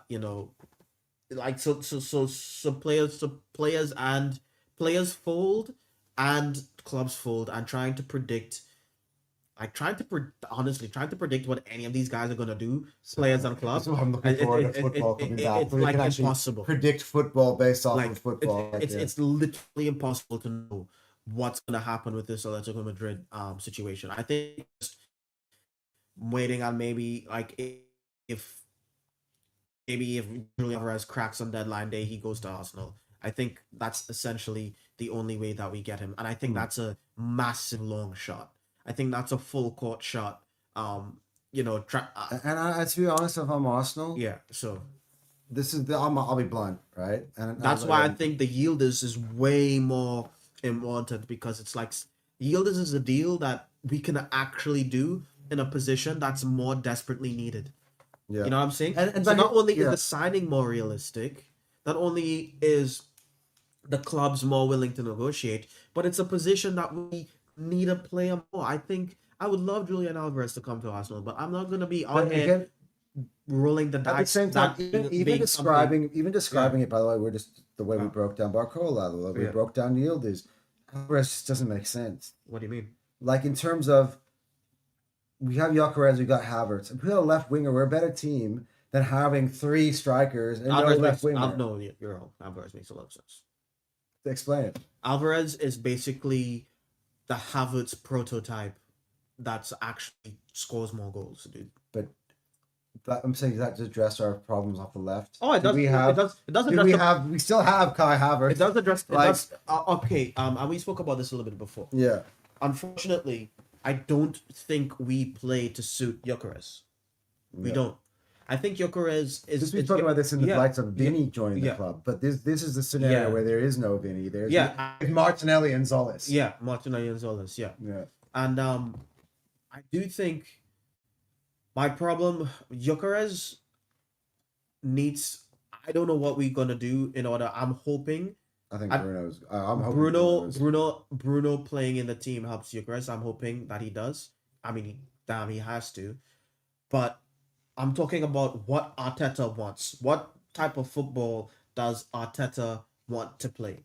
Not what, would just help some players. I think Bruno G helps Gyökeres. Okay? But I think Arteta wants a Julian Alvarez, Havertz type player as a striker. He just does. He just wants someone who's just better on the ball. Like Gyökeres is terrible on the ball. He's terrible. His first touch stinks. Like he's basically made to run onto the ball. Take a touch. Smash it. So and that's what Bruno and he's extremely clinical. Yeah. But we don't play like that. Yeah. We don't play like this super heavy counter-attacking football. And not only that, he doesn't have the speed to completely obliterate everyone else like he did in the Portuguese league. Like there's some real fast people out here. He ain't running past Mickey van der Ven, bro. Like you're not getting past Mickey van der Ven in the North London. I've got a replay of the play of view of that. Yeah. He sidestepped him and smashed one in the top corner in the North. It's on our did he run our intro? No, I'm talking about like Gyökeres. You want to see? I've been in the intro, bro. But he ran past Mickey van der Ven. I'm talking about using pace. I'm talking using his pace and power to bully defenders, which is what it's how he's racked up. So I'm talking about him, how he racked up so many goals. Just a little bit of technical difficulties. Yeah, just the camera has just pooped itself out. We're gonna switch it back. And now he's back. We're back. Yeah. I'm talking about how he, bullied defenders. Woodpit. Big up Woodpit. Make sure you're liking and subscribing. First time I've seen you here. He is fast. He's not quick. So in other words, his top speed is good, but his acceleration stinks. Yeah. And which is his main problem. And before, when he was playing in the Portugal, because of his physicality, no one could get him off the ball. So he would beat that first tackle, and then he would get to his top speed and score. But that's not how it works in the Prem. And I do think he's a nice member of the team. I don't think he's how Arteta wants to play. I think this Alvarez thing is obviously Arteta driven. Because if Arteta didn't want Alvarez, we wouldn't be linked to him. This is so obviously an Arteta thing. Because we have two strikers. There's no way we'd be linked to a third one if Arteta wanted. I also, by the way, have a feeling because look, I have to go back to the Ben Jacobs because actually, to be honest, I've got what I'm clinging on to right now, which is Ben Jacobs saying that Arsenal are not done in this window. They don't just want one; they want two attacking players. Yeah. So I want to kind of change tack because we're talking about Alvarez all we want, but I actually think there's a world, and I think we agreed upon this, where we get a left winger, but we don't quite get an Alvarez. You get a secondary striker or a backup sort of striker who can offer you something different to Gyökeres or Havertz. Maybe even just somebody who's younger who can be the future striker of Arsenal Yeah. who could take the baton. Yeah. Yeah. They were talking about this guy at Shakhtar Donetsk as well. Mhm. I know there've been discussions about Endrick. Endrick now obviously being linked to Man United via Also, Indy. So also we'll that young take that what it striker takes. from Inter. Yep. Yes. Esposito. So Yeah. I think all those tough players also. Like, I what do you think feel about us maybe getting a Yildiz and then getting a maybe double dipping in the Serie A, getting Yildiz and getting Esposito as an Yeah. example. You Yeah. know what I mean? So I'd be very happy with that. To be honest with you, I'd be happy with Yildiz and just running back Havertz Gyökeres. and Gyökeres. I'd be happy with that. So if you tell me Yildiz and Endrick, I say Endrick older than Yildiz and Endrick, Yildiz and Esposito, any one of these guys, I'd be very happy with that. To be honest with you, that'd be more than what I expected, coming into the window. Because I didn't think we were gonna get anyone in that striking position. The left wing position for me was always the most important position out there. So for me personally, getting a player like Yildiz in on that left wing, and you got in Bruno to cover for Declan Rice, I think you've done pretty much like everything that we need. So anything else is a bonus. Big up to Woodpit. I'll go again. He says, I agree. Alvarez is an Arteta player, and Yildiz I like. He's bigger than I thought. Yeah. Actually, you know what? That was my exact thought when I started watching some, because I kind of thought he was in the Turkish team. He looked pretty fucking tiny. I don't know what it was. I'm not. But don't pay attention to anything Turkey did. That was like a terrible run in for them in the World Cup. Like Ardagula looked terrible. He didn't look that good. The entire players. Chanaloglu didn't look like. And I actually like Chanaloglu. I think he's a good. He looked like crap. So I wouldn't really. Man, pick up to Australia. Yeah. The country we're streaming from. Yeah. Went ahead and beat that. So for me, if you were to tell me the season ends, I mean the window ends, and we have Bruno G, we have Yildiz, we have someone like an Esposito, because I think it's more reasonable than demanding Alvarez. We have like an Esposito, and then we get like a right back, center back, right back. Christian Romero. He's getting stronger, but still Atletico and stuff now. But I don't. Is it stronger with Atletico? Please, yeah. I actually don't want it. Yeah, but like whoever we get in defense, for me, I think that's a really good window. And Cal, maybe this is a comment for you to respond to if you would like. So you're saying, Woodpit saying Yildiz is not the quickest either, but he's good. He's got good technique. Yeah, and I think that's fine. I think it's what we need. Because we're not necessarily going to be beating these low blocks with a ton of pace. And honestly, Zolis is supposed to be the faster one. You know what I'm saying? So in my opinion, I'm really okay with that. And Yildiz is a creator as well. I think Yildiz would probably create more for Gyökeres, as well as like if you have Yildiz as a Bruno G, Saka, or like actually trying to find Gyökeres in the box, I think he scores 20 goals in the Prem. If they're really trying to press that issue, I think we have two diverging routes we can take in order to solve the attack in this team. We could go the Barcola route, where Barcola is the one like sprinting in the counter attack and scoring more of the goals, or we could go to the Yildiz route, where he's the one that's a little bit more technical and he's more of a creator and obviously shooting outside the box. But yeah, we have two different routes, and I know a lot of people complain about Arteta, complain about that direction, and why don't we have a super clear direction. Arteta is one of the most versatile managers in the league. You know what I'm saying? Last season, we've gone, not only last season but other seasons, we've met terrible crises, and he's been able to problem solve. Yeah. Moreno up front. You know what's in order to that picture sometimes you show, it's like some people see a duck, some people see a rabbit. You know that picture? And I feel like Arteta is the type of guy who looks at the picture and you can see both the duck and the rabbit, right? And the rest of us are going, no, we need a duck, and then a bunch of other people go, no, we need a rabbit. And Arteta's seeing both the duck and the rabbit. He goes, no, this is a duck and a rabbit. Yeah, that's the way he looks at football, and we don't necessarily all look at it. Like we're all like, we need a left winger, right? Yeah. We need a 10. We need a strike. Everyone has a different opinion of kind of what we need, and Arteta just loves versatility. He may look at the same players we look at and see something completely different. Look who decided to show up. Rookie. But like, before we get into rookie, Mosey goes, Alvarez is not coming back to the Prem. Left here for non-footballing reasons when he was at City. No chance he comes back. Look, I think think that's a fair. I mean, to be honest fair with you, take as well. my entire spiel was I didn't even when I talked about the window, I didn't even put Alvarez in it. I said Esposito or whatever.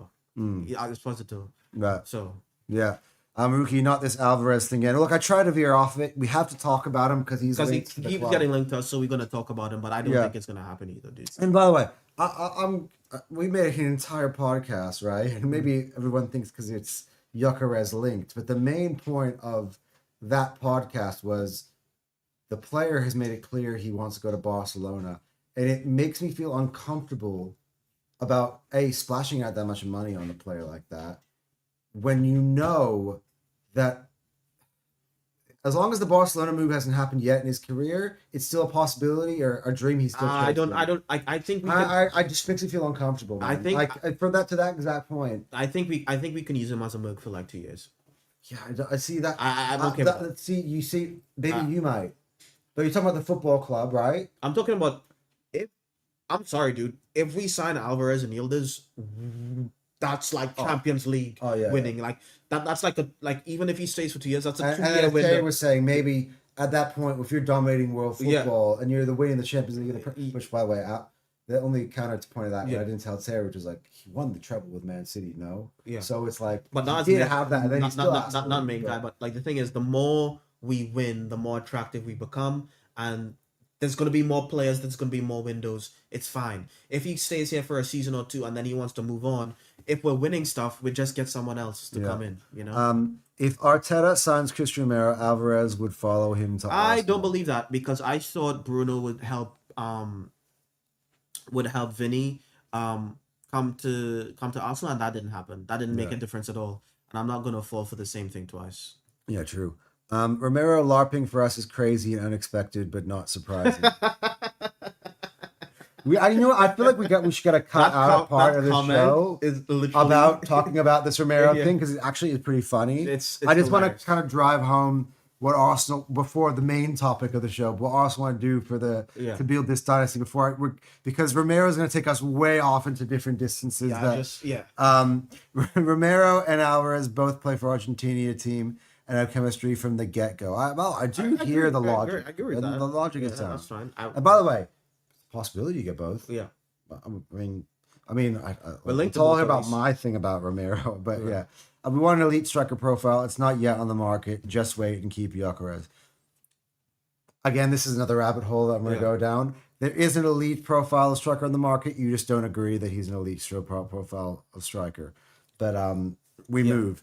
My point here, let's the thing. I think this rounds it off, right? I think Arsenal are most of the way towards building a dynasty. You would agree in terms of we have the ingredients. But Bruno is a huge piece. Like I was watching a video today about this is what Man City wanted to do. They wanted to put Rice together with Rodri to have this just insane midfield that that just was better than everybody and worked harder than everybody, was bigger than everybody, had all the physical and footballing capabilities of just dominating. Right? It's like having Shaq at the Lakers. Yeah. That's what the equivalent of that was, right? Bruno was a player they also wanted to go and get at certain times. They were linked as well many times to pair with Rodri. We went ahead and now we've done that. We've actually got both Rodri and both Bruno and Rice and put them in the midfield. And I just think that the exploits on the pitch in terms of us dominating football matches through the center of the park is going to be. I feel like it's going to be obvious almost from the minute that Rice is back. Yeah, like we'll have a period of time where Rice is coming back slowly, but when Rice is back and ready to roll, and again, you saw even during the World Cup, even a Rice who's carrying a back injury is still better than most midfielders in the world. When he gets over that and he's ready to roll, I feel like we'll get that domination. So I think that's a huge piece of taking that and putting it on top of a title-winning team already. Yep. The next part is the attack needs to be better. You need to supplement your Sakas and your Gyökereses and even your Odegaards and your Ezes and all those players by having an outlet on the left-hand side who is just as capable of killing you from the left as everybody else is from the right Yeah. or through the middle. Yeah. That's the second key part. I felt like the third key ingredient is then once you build this team, by the way, which this team by the way has great depth. It's got great quality at the top. You've got winners throughout it. Mm. And you're buying ready player now. The next thing is then making sure that you're trusting the scouts. I think that's why I also brought in a lot of new scouts this summer as well. Mm. You're trying to get you're also building for that future. I call it the Max Dowman team. Yeah. Right. Yeah. And you have to make sure that Max Dowman team is in the best position to take the baton without drop off. Yeah. Right. And that's what Man City did, as I said earlier at the beginning of the podcast, with the likes of Phil Foden and the like. Right. Yeah. And not only that, but the money they generate from their academy in terms of the players that they sell are expensive. They're extremely good hits. I'm pretty sure, wasn't Morgan Rogers from their academy? Cole Palmer. Cole Palmer's from their academy. So they have some extremely good Premier League winning hits because they have like elite recruitment, and that's even if they can't break into your first team right away, the money you get from them is going to help us with FFP and all that good stuff. Which is, by the way, I feel like Rookie, while he's in the chat, and we've been definitely looking forward to having you in the chat. We're wondering what it'll be like when we have him in the chat when we got our live studio show. But I think you would agree with me on this, is that a player, let's say you pivot, instead of not Alvarez, we get an Esposito, because I know it's a player that you like. So I'll just say him. That way we agree and we're not arguing about names, right? That is building the Max Allen team. You might be looking at it and be like, oh, hey, we want to win now, but we got our win now striker. He won it now, right? And you got your Kai Havertz, who I think complements him actually well and does different things and does what Julian Alvarez does at a poorer level. Now, instead of having a Gabriel Jesus as your third striker, and you used to say starting Gabriel Jesus in these cup games is a waste of time. It's a waste. But playing Pio Esposito in those cup games, you're building something. Yeah. You're letting those players build chemistry, because Max Down will be playing in those games, and Ethan Wanieri will be playing those games, and Miles Skelly will be playing those games. Because game time is a currency. It's an extremely valuable currency. You don't spend it wisely, you just lose out. I mean, Miles Lewis Skelly needs game time. Dalman needs game time. These are the players that just needs valuable minutes for development. Because they're the future of the football club, and even if they're not even if people aren't the future of the football club, they need game time so they can be showcased so we can sell them. We're not a selling club, obviously, but like putting it on players that are just not doing anything just doesn't make any sense. And we've seen that Jesus is linked to getting stronger and stronger links to Napoli, which is absolutely amazing for us because he's on 250K a week and he's not supposed to be here. Yeah, and by the way, I don't want to go back into where before, but that does a boost. Oh, Rookie says Esposito is one of the ones that he likes. I thought you were about to break a bomb by the way your voice started to crack. I actually had like Rookie's bar for like talent is quite high, so the mention one that he actually but I knew that. I was starting from there. That's why I was like, we want an elite striker profile. Yeah, we did that already.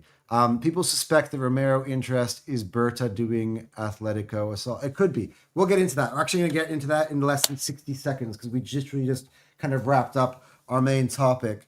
And that's kind of how you start to dominate the sport as while everybody else is in transition. Who is the best left winger now? Well, I think we said it already. I think it's Barcola or Yildiz. Yep. I think, and that's where it stops because otherwise you're starting to drop to either you're going to go for a future prospect or you're going for Iliman Ndiaye and players you feel very underwhelming or as Kachit Rustler, I think I nailed that one, says Rashford on loan. For me, that sounds like Sterling on loan. Although he's a better player than Sterling, but it doesn't achieve. It's not like it doesn't inspire. It doesn't. Yeah, exactly. And realistically, let's go put the money on the table for Barcola. Liverpool seem to be stalling, but if not him, take the gamble of Nico Williams. What are your thoughts on that? I think I wouldn't get Nico Williams. I think from a character standpoint, the fact that he worked for Barcelona for that long just to turn around and accept a bigger contract from Atletico Bilbao is something that I just dislike. I'm sorry, I just dislike that. I know they say business is business, but I think dealing with Nico Williams is an absolute waste of time. I think he's also injury prone. Yeah, it's kind of Um, like the boy who cried wolf a little yeah, bit with him. yeah, It's like last year he finally was on the cusp of his Barcelona dream, yeah, and he signed a 10-year contract at that point. I'm like, this kid's not yeah. serious. He just wanted the money. He just wanted the bag, which is 300K. And I'm not willing to. And in order to get Nico, I don't mind loyalty, but like, you'd have to match the salary, and I'm not willing to pay Nico Williams 300K a week. yeah, yeah, absolutely. I changed my mind on Bruno as well. Hey, here you go. I guess because you signed it. You have to kind of change your mind. You have no other choice. Although I didn't with Kai Havertz, Yeah, as you can people still know. still But haven't changed their mind about Eucharist. yeah, right. So I've changed my mind on Bruno as well. I guess last season was an off season, and his relationship with Howe was strained. So I shouldn't look into it too deeply. Yeah, he also had injury issues as well. I that's good. That's good. Good insight. PSP so is definitely one of my loves. Top potential. Kachit Rustler. Again, tell me if I got it right. By the way, we have too much youth. Need to sell for a straight profit. We have too many right-sided players. I in I would terms say of like youth, too much youth. I don't know about. I don't know. I don't know too much about It those depends what guys. you mean. You have a bunch of young players, but that aren't going to really add up to anything. Yeah. That's not too much. We're talking about The only the youth players who Yeah. fucking good. the only players that I think are just non-negotiable right now, Miles Lewis Kelly and Max Darwin. Everyone else is up, even Winery, for me personally. Yeah, yeah. Jesus is on. He's not on 350. He's not three. He's not quite. Saka's on 300. Yeah, I think he's on. Jesus is on 290 there or thereabouts somewhere. I thought he was on 250. Well, let's before we just get about Jesus. I could go that. You continue. All right. Yeah. Cool. Yeah. True. Okay. Hiroki's going to break down Esposito and Espi at Levante last season. Madrid bought him back to be Mbappe's 265 million backup. pounds. He got 11 goals at Levante and generally stand out in a relegation team. He is top caliber as well. So he was at Madrid before he went to Inter, or are you talking about Okay, he wasn't okay. I don't know much about the player. I'll admit that. Yeah. And SB is 6'4" and 18 years old. Which is exactly. Williams is which on is huge Atletico wages. Bilbao. Again, I think that's another reason why we won't Yeah. get him. Yeah. And to be honest, that contract he signed with Bilbao, while it was sentimental, Yeah. it was an awful contract in terms of being able to move it. The thing It's is, immovable almost. Bilbao only play players from Bilbao. Yeah. That's their policy. Yeah. So a player like Nico Williams being from Bilbao, playing for them, They don't care. They'll just play him it's forever. worth that for them. Yeah. It's not worth that for anyone else. Yeah. Rashford's clearly the best option. He's a good season at Barca, fresh air down in London. Cheap. Are you a United fan, or are you No, I don't think. are you an Arsenal fan? Because you're kind of selling this Rashford thing a little bit too strong. It's a bit too heavy, bro. Big wages, but worth 20 or 30. Dude, mil. you have to be you're a United fan. You have to. Oh, my name is Casey. Casey. Oh. Okay. Okay. Casey. Okay, Casey. All right, got okay. it. Casey. Big up, Casey. Now Make sure you you got- hit the like button, subscribe. Guys, by the way, if you haven't been here before, subscribe. Look at this. Now all of a sudden the numbers are pushing up. Yeah. You know, just as we're ready Because to of go the out to go out for dinner. Yeah. Now it's like, okay, Yeah. we got the audience in the building. Yeah. And the comment section is blowing up. But big up, Casey. Make sure you're liking and subscribing. Again, first live session. We would love to get more subs in here, get more likes in here. This is the most excited I've ever been for a live.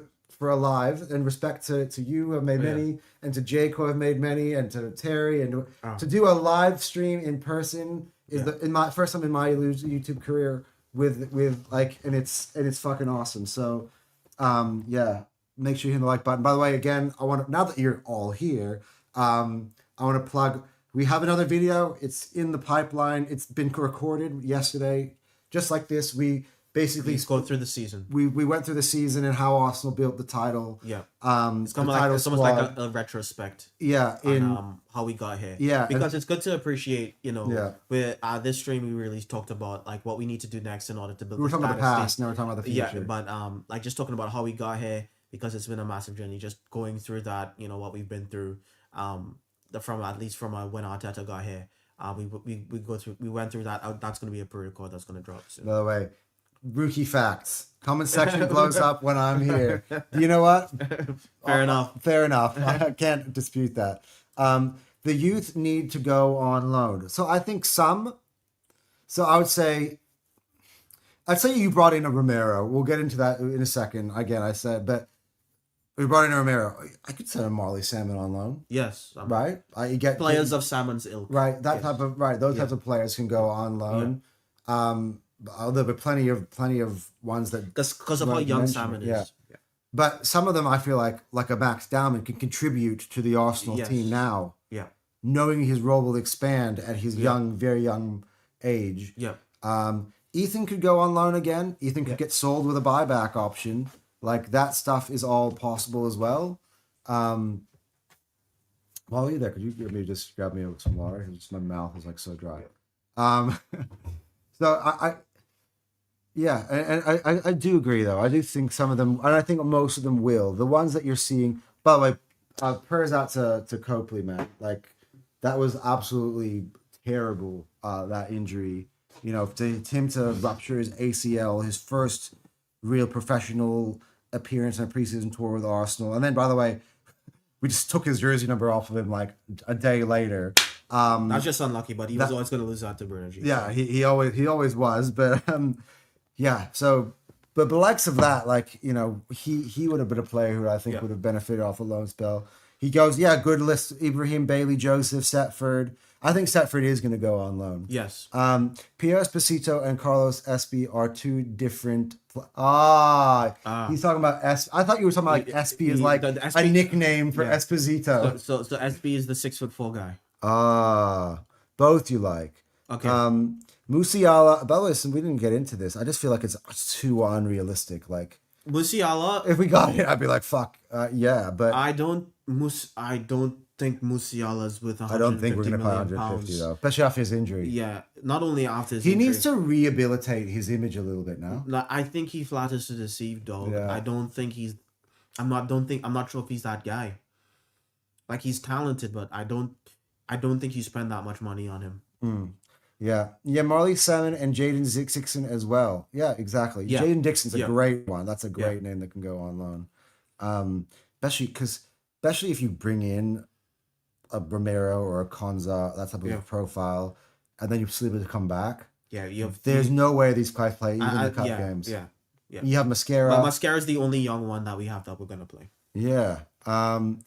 Developmental loans are something I'm really watching. Yeah. That's it. Yeah. And I think it's for me, I care about developmental loans rather than a loan because the player's not good enough and we need to send him somewhere. Yeah. Like a Vieira. You have Vieira loan, the Reece Nelson loan. They keep coming back like yo-yos. Like, those guys need to leave as well. At least Vieira isn't on a big I don't think he's on a big contract, but Reece Nelson's on like 100K a week, which is. But at the same time, so here's the last part. I think I feel like, and I didn't even think about it to be frank, but what Druki just said sparked it for me, which is being a better selling club, and by being a better selling club, it is being willing to produce a Cole Palmer or Morgan Rogers and let him go. But being a better make transfer fees off of those players, they might not necessarily make it into the first team, but they're attractive players that other people want in the market, and you make them pay big money to bring them in, right? And I think that's another element to how you start to dominate and keep it rolling. Yeah, you know what I mean. So, anyway, let's switch gears a little bit because we do have some of the transfer rumors coming up, and I do want to bring up.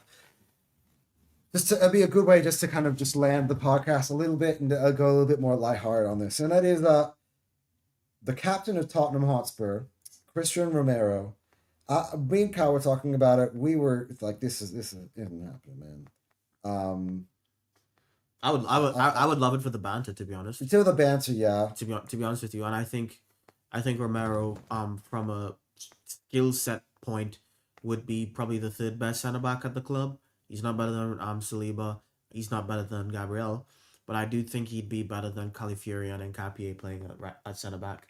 Because I think those guys are left backs. I mean, he'd be better than Mascara because Mascara is so young. And he'd be better than Timber because of just the size. You know. Yeah, and to be honest, I understand we're talking about on the footballing level before we get to actual. Yeah.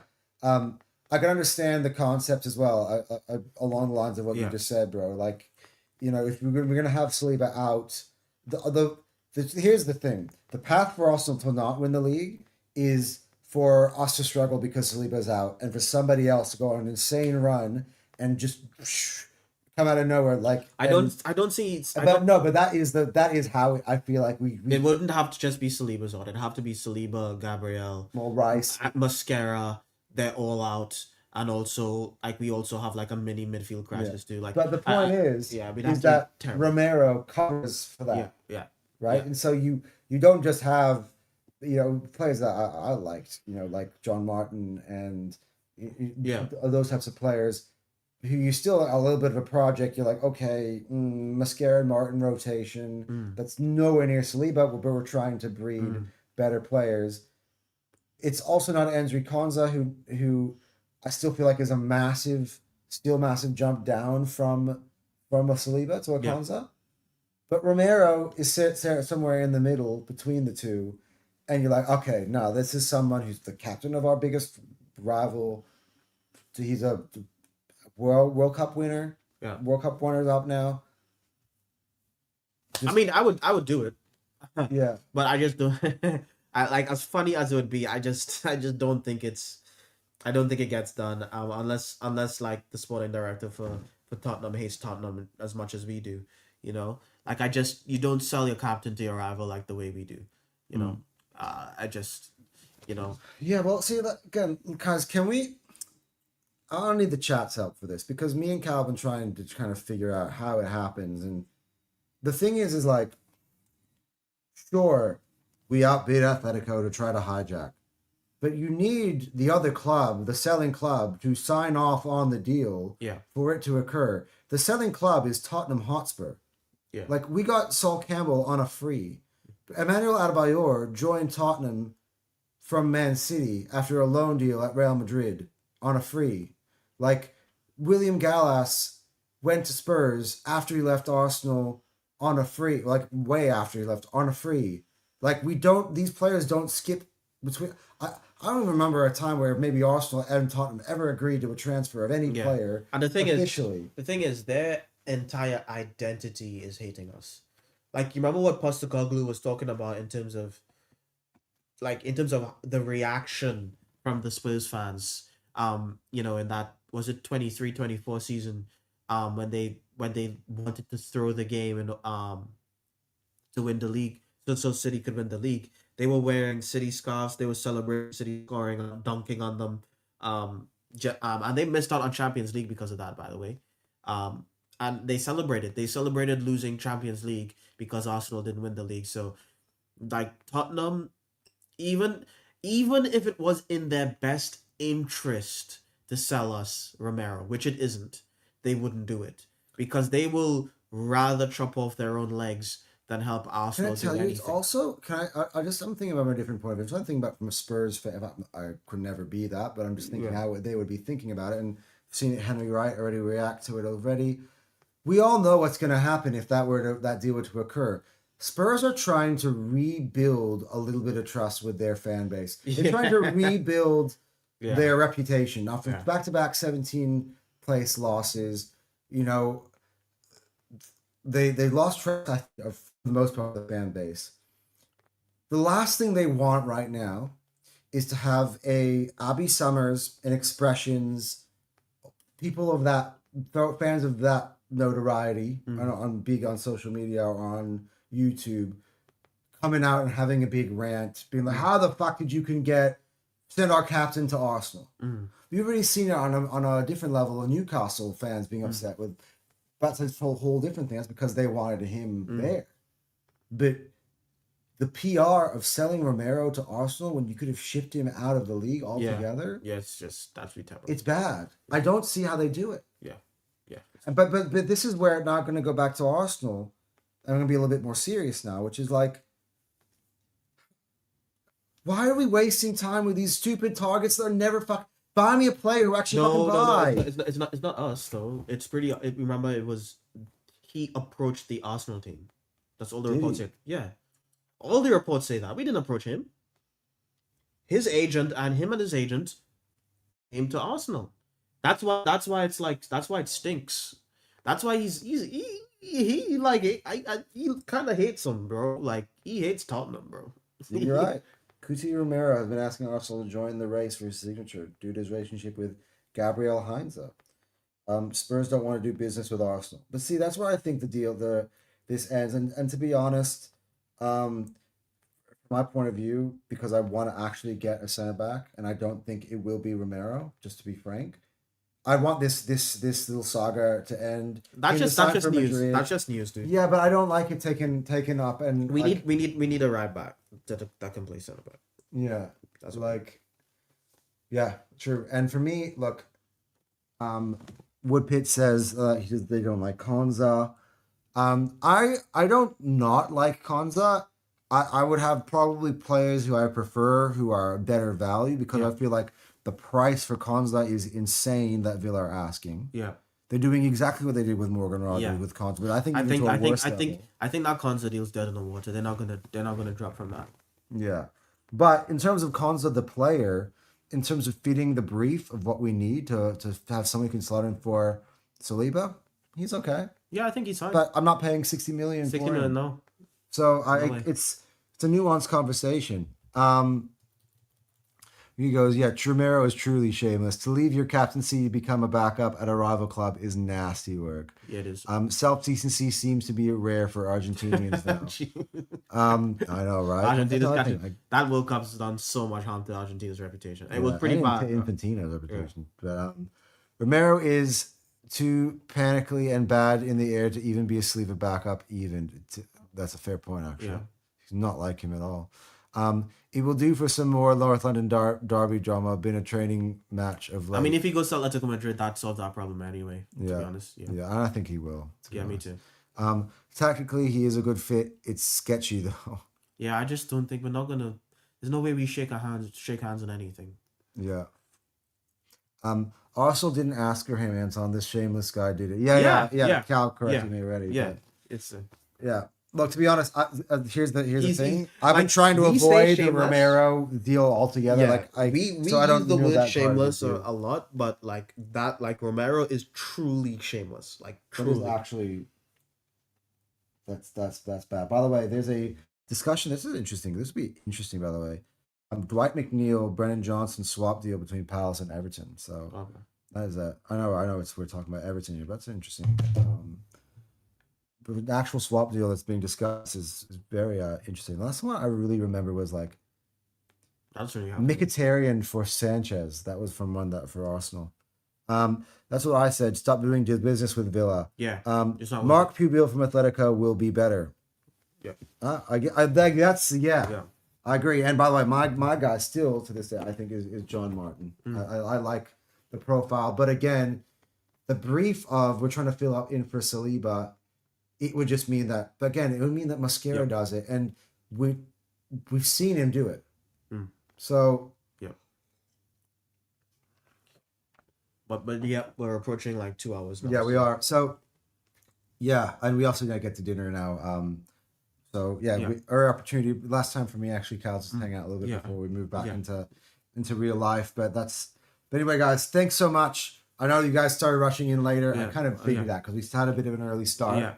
So it was a massive, awesome opportunity, of course, to do this live with you, man. We got to do it again. Maybe you come up to Melbourne. I know I haven't talked up Melbourne very well for you privately, but you know. It's all right. I have to visit sometime. But, and again, we're kicking off this season. As you can see by our thumbnails. You see, check out our thumbnail that we just got. We've changed. This weekend was for us like the start of season 2 of Fire Them Cannons. We have the Emirates Cup coming out tonight, by the way, in only about 3 hours or so from now. Also play Borussia Dortmund. And again, watch out for our video that we came out, the pre-recorded video. We're trying to push that because, you know, by the way, just heads up, the start is a little bit choppy, but if you bear through it, it starts to get clear. But yeah, go check that out because I thought there was a lot of insight, I think, from both of us in terms of going back on the Arteta era and how we kind of built Mm. from nothing to something, to becoming champions again. And I think it was a really good little podcast, even just to throw on your work, just to listen. Yeah. It's a good one. Yeah. So we'll be starting again next week. The Community Shield is upon us, so that will be the start. Yeah. For me, the official kickoff for the league. Jake and I are going to be running. I'm just going to do a little bit of kind of the year, because it's opportunity of a kick off the year. Yeah. Jake and I are going to be running every week like we did upset alert and predicting every season, giving you betting previews and all that stuff for the season. We're going to be doing not necessarily the post game show right away, because I feel like it's just, for me, in my own schedule, it's sometimes I was sitting there streaming, doing way too many streams at like 3-4 a.m. in the morning. So we will be doing them probably the next morning for you guys, so the morning after, so the evening for us. Yeah. We'll do our pals basically right away after those games. And we're also going to the Anton and Cal show as well. Yeah. So we're going to put out the schedules everywhere, our social medias. I should start putting that on the bottom of the page. But we have a socials, Instagram, TikTok at the moment, and we're going to start to put out and advertise to you guys the schedules, as Rookie has asked for, which are going to be consistent throughout the entire year. We've got at the same times every single week, the same shows. We hope maybe depends. I think to build on the shows, I need to add more talent into the like we added Jake into the fold. We need to add more talent to start making more shows. Yeah. But the ones that we know and love are going to be structured in a way where it's all, every single time when it's coming on. And it's like, okay, they're on at 8 p.m. or 8, wherever, 10 a.m. for you guys, or wherever you are in the world. Yeah. You do the maths. That's when we'll be going. And so that's kind of what we wanted to do. We're leveling up. Yeah. We're leveling up from a graphic standpoint, from a content standpoint. Last year we spent it building, kind of figuring out what we were, while going through the roller coasters of Arsenal in the league. So hopefully we do that again this season as well. And so thanks everyone again for tuning in. Make sure you're liking this video, this live, honestly. For those who haven't subscribed yet, subscribe to the channel. We got big things coming. We'll read the comments out before we head out. Yoshida is talking about Pew Bill, how he played well last season and against us. And I do agree, actually.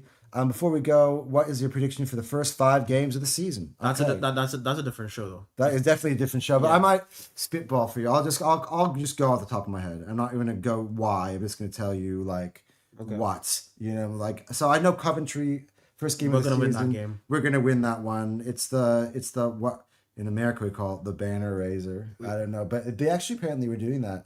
You see that they had the banner on top of the entrance of the title winning. Oh, they fixed the schedule thing on the app finally. I think enough people have been complaining. We play Man City in the second day of the season? So no, we play Man City in the Community Shield, which by the way is not included in my prediction, but I will say we win that game. Okay. I think Villa at Villa Park. I say. Wait, didn't we? Wait, this isn't the first game. The second game. Oh yeah, Como. Yeah. Como's the first game. Como's before we play City. So we played the first game of the season. We don't play season. Champions League yet. We don't have that draw yet.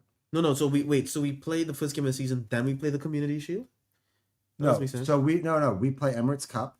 Yeah. So I'll give you an example of certain games that we played last year. The Emirates Cup. Then you have that friendly, right? So the friendly that we played last year. So the friendly we played last year was right before the season. It was like the Community Shield is always the first game we play before the season starts.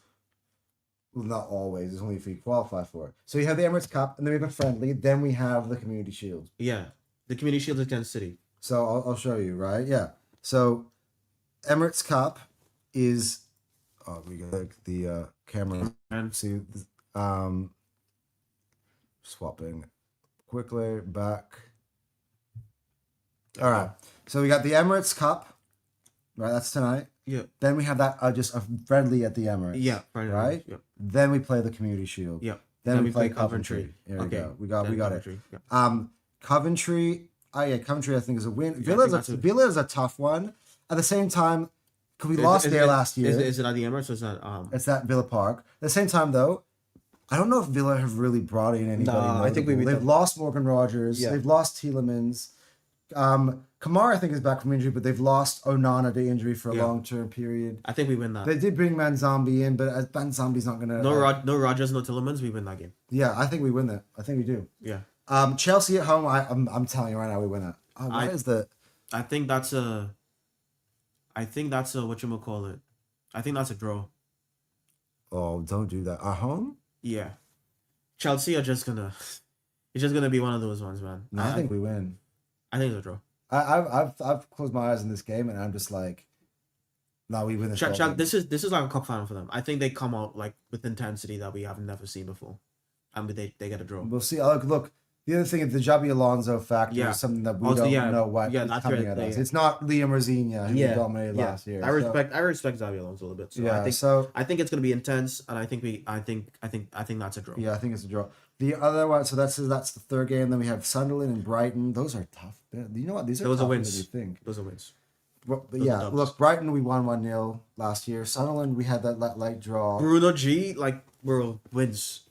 Sunderland's right. You know what? I keep forgetting about Bruno. You don't G, know what we about to do. But then I will turn that around to you on Pave. If Enzo stays there, right? Enzo and Caicedo, Bruno against Bruno and Rice. I don't care. No, I know. That's what I'm saying. Yeah, that's what's amazing. Like, don't care. We're gonna Chelsea can go ahead and. I'm predicting just to wrap up quickly. I'm predicting 4 wins and a draw. You're predicting 5 wins. I could see us having a silly slip up against one of these two potentially, but I'd say 5 wins. Okay. Yeah. I would say 5 wins. I just. All right. Let's read the comments. Yeah. Cal seems to be fully back now. Yes, he is fully back. Yes, he's fully back. We've got agreement that works for both of us. Love the consistency, guys. Keep it up. Oh, thank you. Big fan. That actually is a better schedule. I need consistent Anton rambling and Cal groundedness. By the way, you're also going to have the Jake in here as well. So Jake is a fully fledged, and I'm surprised Jake didn't make it into the live chat for this. But yeah, Jake is very much on board with us, and he's a member of our team. So there'll be a They also, by the way, I'm going to be away for about a month. There'll be a time where you're going to have Cal and Jake together for a bit. And they're going to take the reins. So which will be exciting. So. Yeah, we're gonna get it all on. You'll know exactly when it's coming on, and we're gonna find out a schedule that realistically works for us for it to consistently happen. So that is all gonna be good. Left wing has been a major blow for us. We've struggled out there all season. If we don't get one before the window shuts, I'm afraid the season could be a long one for us. Watching from Dubai. Well, big up, Steven. I think it's the first time that you've chatted on. Yeah, so we spoke about, like, if you ran back, we spoke about that left wing a lot. I'm not worried about the league in terms of the left wing, but in terms of the Champions League, yes, I think we need someone there. But yeah, hey guys, thank you very much. We're about to go and have some dinner because I'm fucking starving. We're starving. We've been streaming for it's now 2 hours and 10 minutes. So thank you all for coming in. This has been a really successful stream. It's the first time that we've kind of been doing this live like this. So thank you very much, and please like and subscribe to the video. Yeah, well, we'll check you guys out later. Well, and we'll be back, by the way, in our regular settings next time. So yeah.